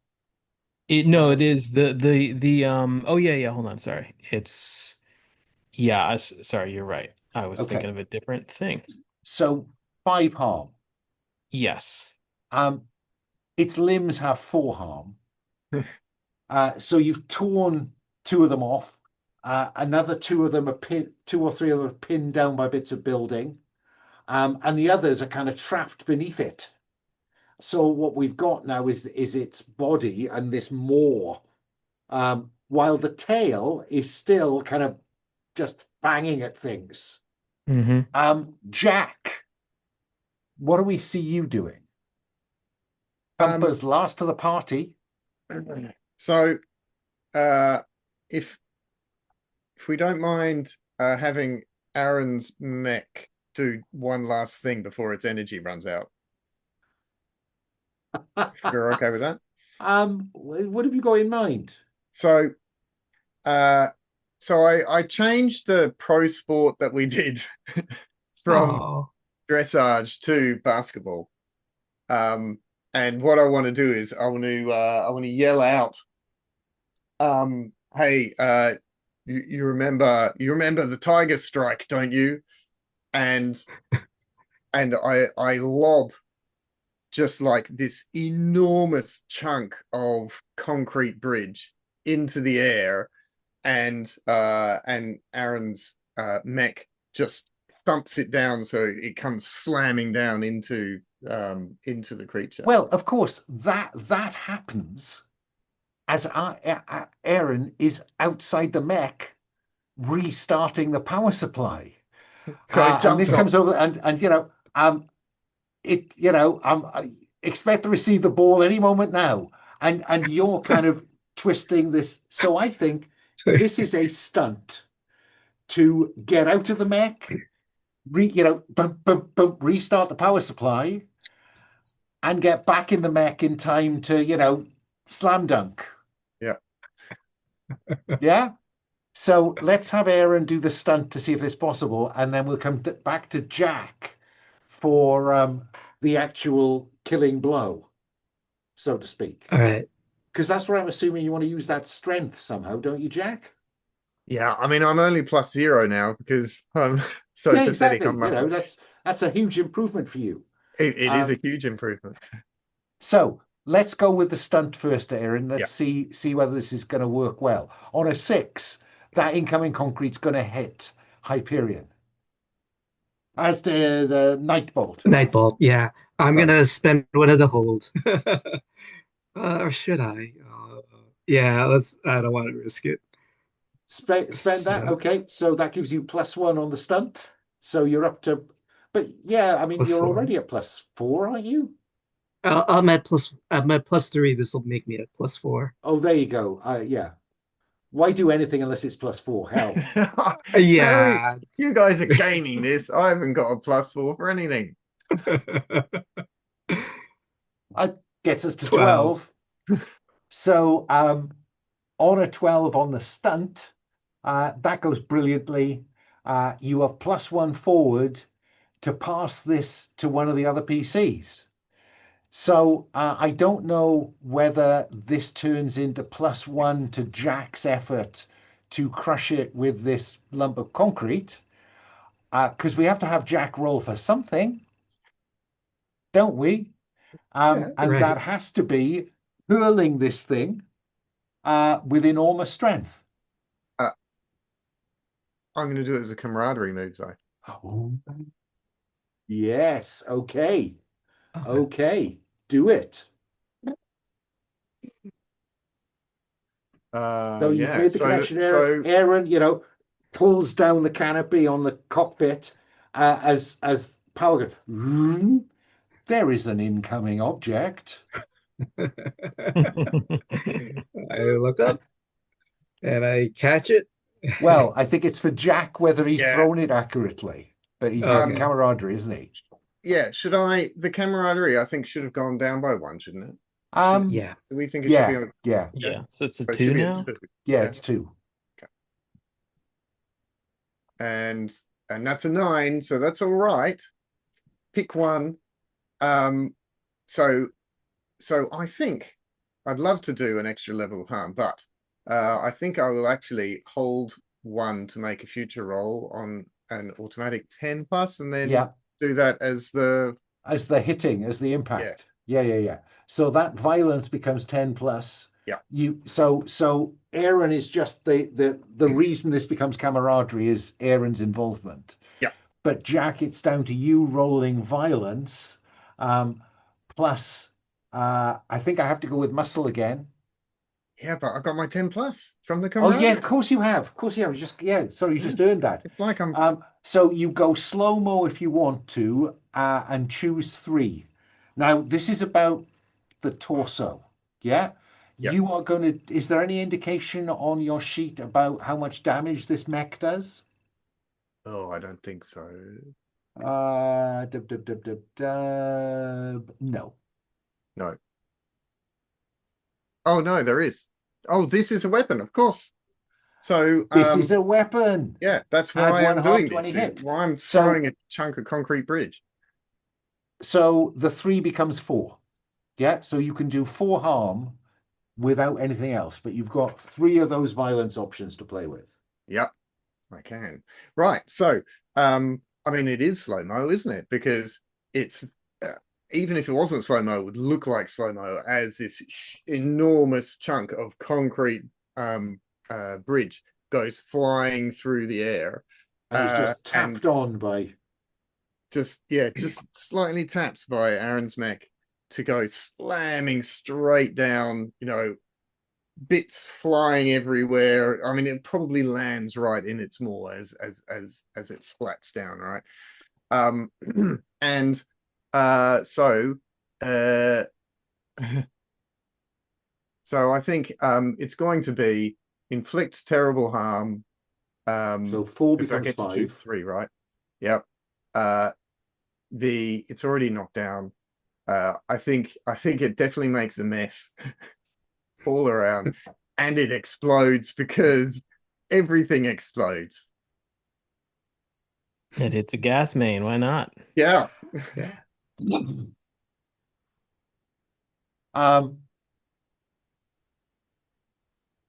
And then something crawls out of it and is run down by a guy driving a school bus. It just boom.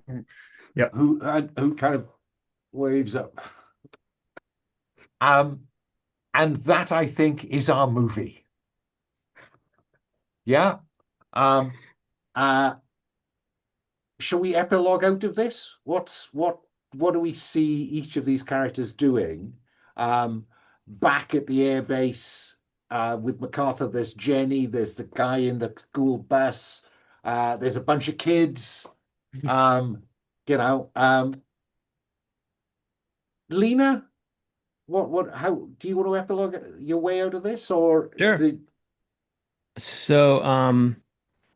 So once we get back, Lena's, out of her mech. She's all sort of sweaty and rumpled from the whole thing.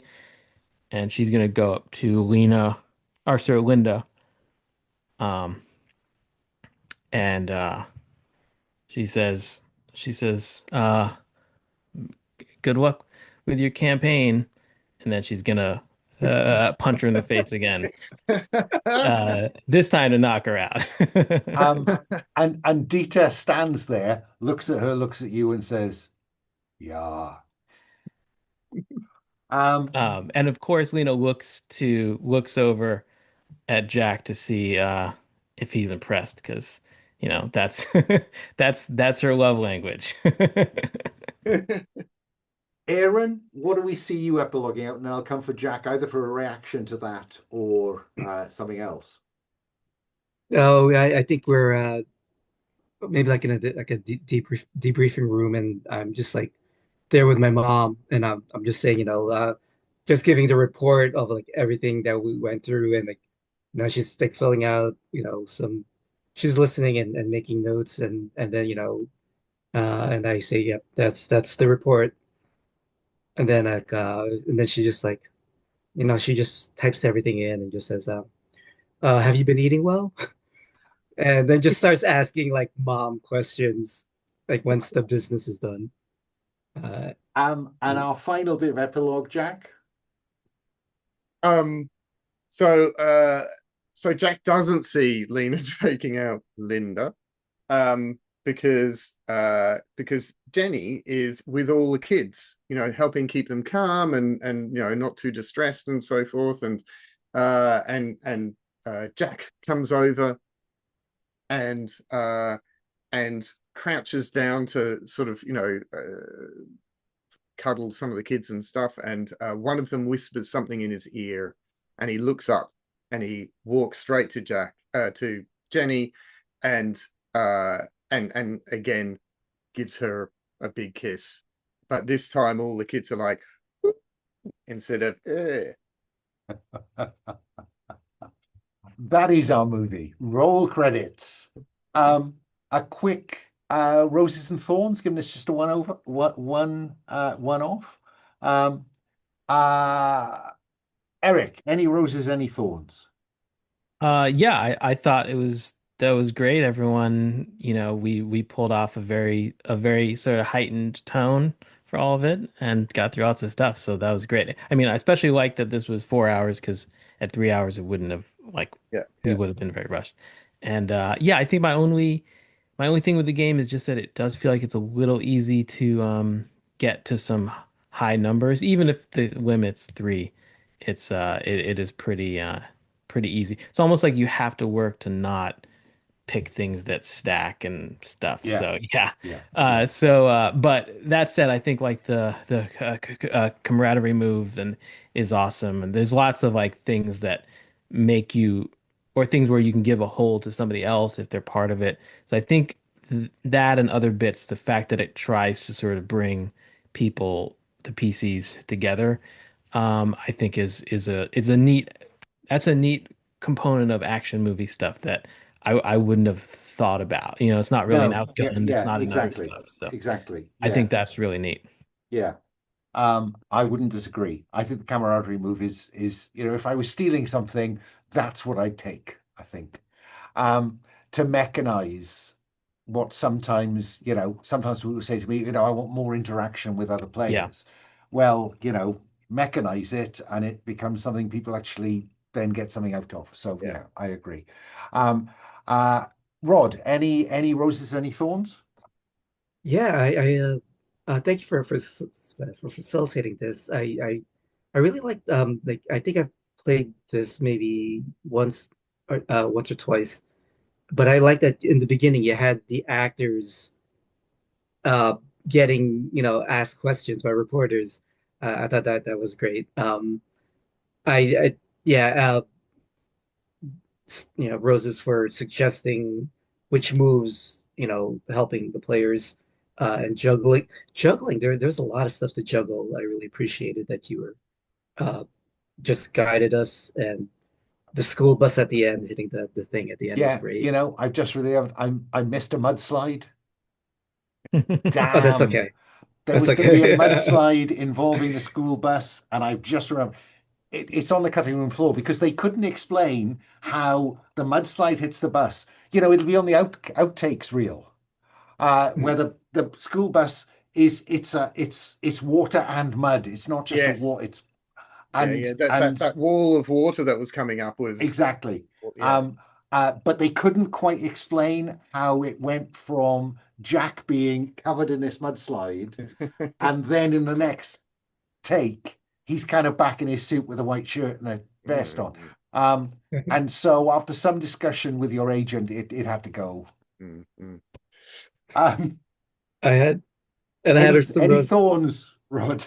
Well, I just want to also compliment Teast for the and Eric for the killer one-liners, especially when they failed. Uh Teast for the yeah, just for both of you for playing into your playbooks. Uh Teast for choosing when you had to lose something, you lost Jenny. And then kissing Jenny to calm the kids on the bus was I thought inspired. Uh, Eric, Lena fighting the ninjas was great. The pettiness with Jack was great, and uh, tending Dita with first aid, which was a surprise given you're more used to punching things. And on that note, punching Linda Lee twice. Yes. Twice, Great. yes, twice. If in doubt, punch Linda Lee. Yeah. Great. Any thorns? Oh, Thorns. I would have loved this to be a series, but I enjoyed it as a one shot. Yeah. um, Teast, any roses, any thorns? uh, uh, a a rose for Rod for remembering all of those awesome details that I can never remember at the end of a session. That was brilliant. Also, yeah, I totally agree that the way, Alan, that you structured it, especially the beginning, getting into the whole thing, I think was really awesome. It was really good. Thank you. Yeah, and I think we all did a really good job of keeping the pace going as well, which was great. And I mean, I guess it's 11 years old, right? And I guess it's yeah, sure, it's not it's sort of 90% there, right? I think and we saw tonight how the different moves would like move into each other and encourage us to do stuff, right? But we also saw a little bit of clunkiness around. I could imagine a V2 that wasn't particularly different, but just sang. Just smoothed out some of the rough edges, smoothed off. But then part of me thinks that it's about, it's like, for me, it's like writing a Dukes of Hazzard RPG. It should be a bit rough around the edges. Yeah. And maybe even when it was written, it was looking back to 90s action movies. Well, which, it they're totally different is. now. 80s and 90s. Yeah, that's why there's the sex scene, right? As much as exactly. you veiled Oh, it. that's a good point. Yeah.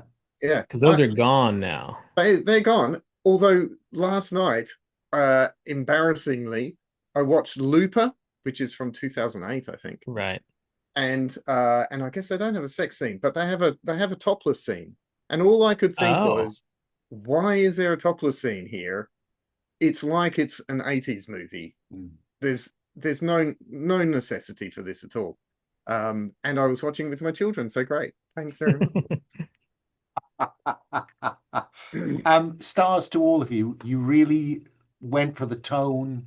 I liked the kind of unprompted one-liners that turned out to be one-liners. I really enjoyed the interaction between you and the NPCs and with one another. And thanks for indulging me for the the press tour at the start and the trailer. They're going to have to take that mudslide out of the trailer now, obviously. Now the test screenings have gone through. And yeah, I'd agree with those thorns. I think it's more fun than it kind of ought to be in a way. But you have to approach it with a fairly light heart and a kind of throw yourself at it. But yeah, no, good fun tonight, guys. Thank you. I would mention that since there was only one F-bomb, this can be a PG-13 movie. That's the limit. Just the one. Yes, yes. I mean, was that Chuck? And does it count if he just goes, No, he No, said no, it. you said it, He Alan. said it. I... So he gets it. The bit player gets the one. right. A final question. Is it all right if I post this recording? Sure. Thanks very much.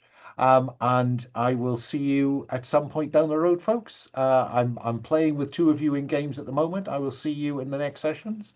And Eric, always a pleasure. I hope to see you Absolutely. in a series of mine soon. Yeah, that would be All the great. best, folks. Bye Brilliant. now. Thanks Thanks, so everyone. much.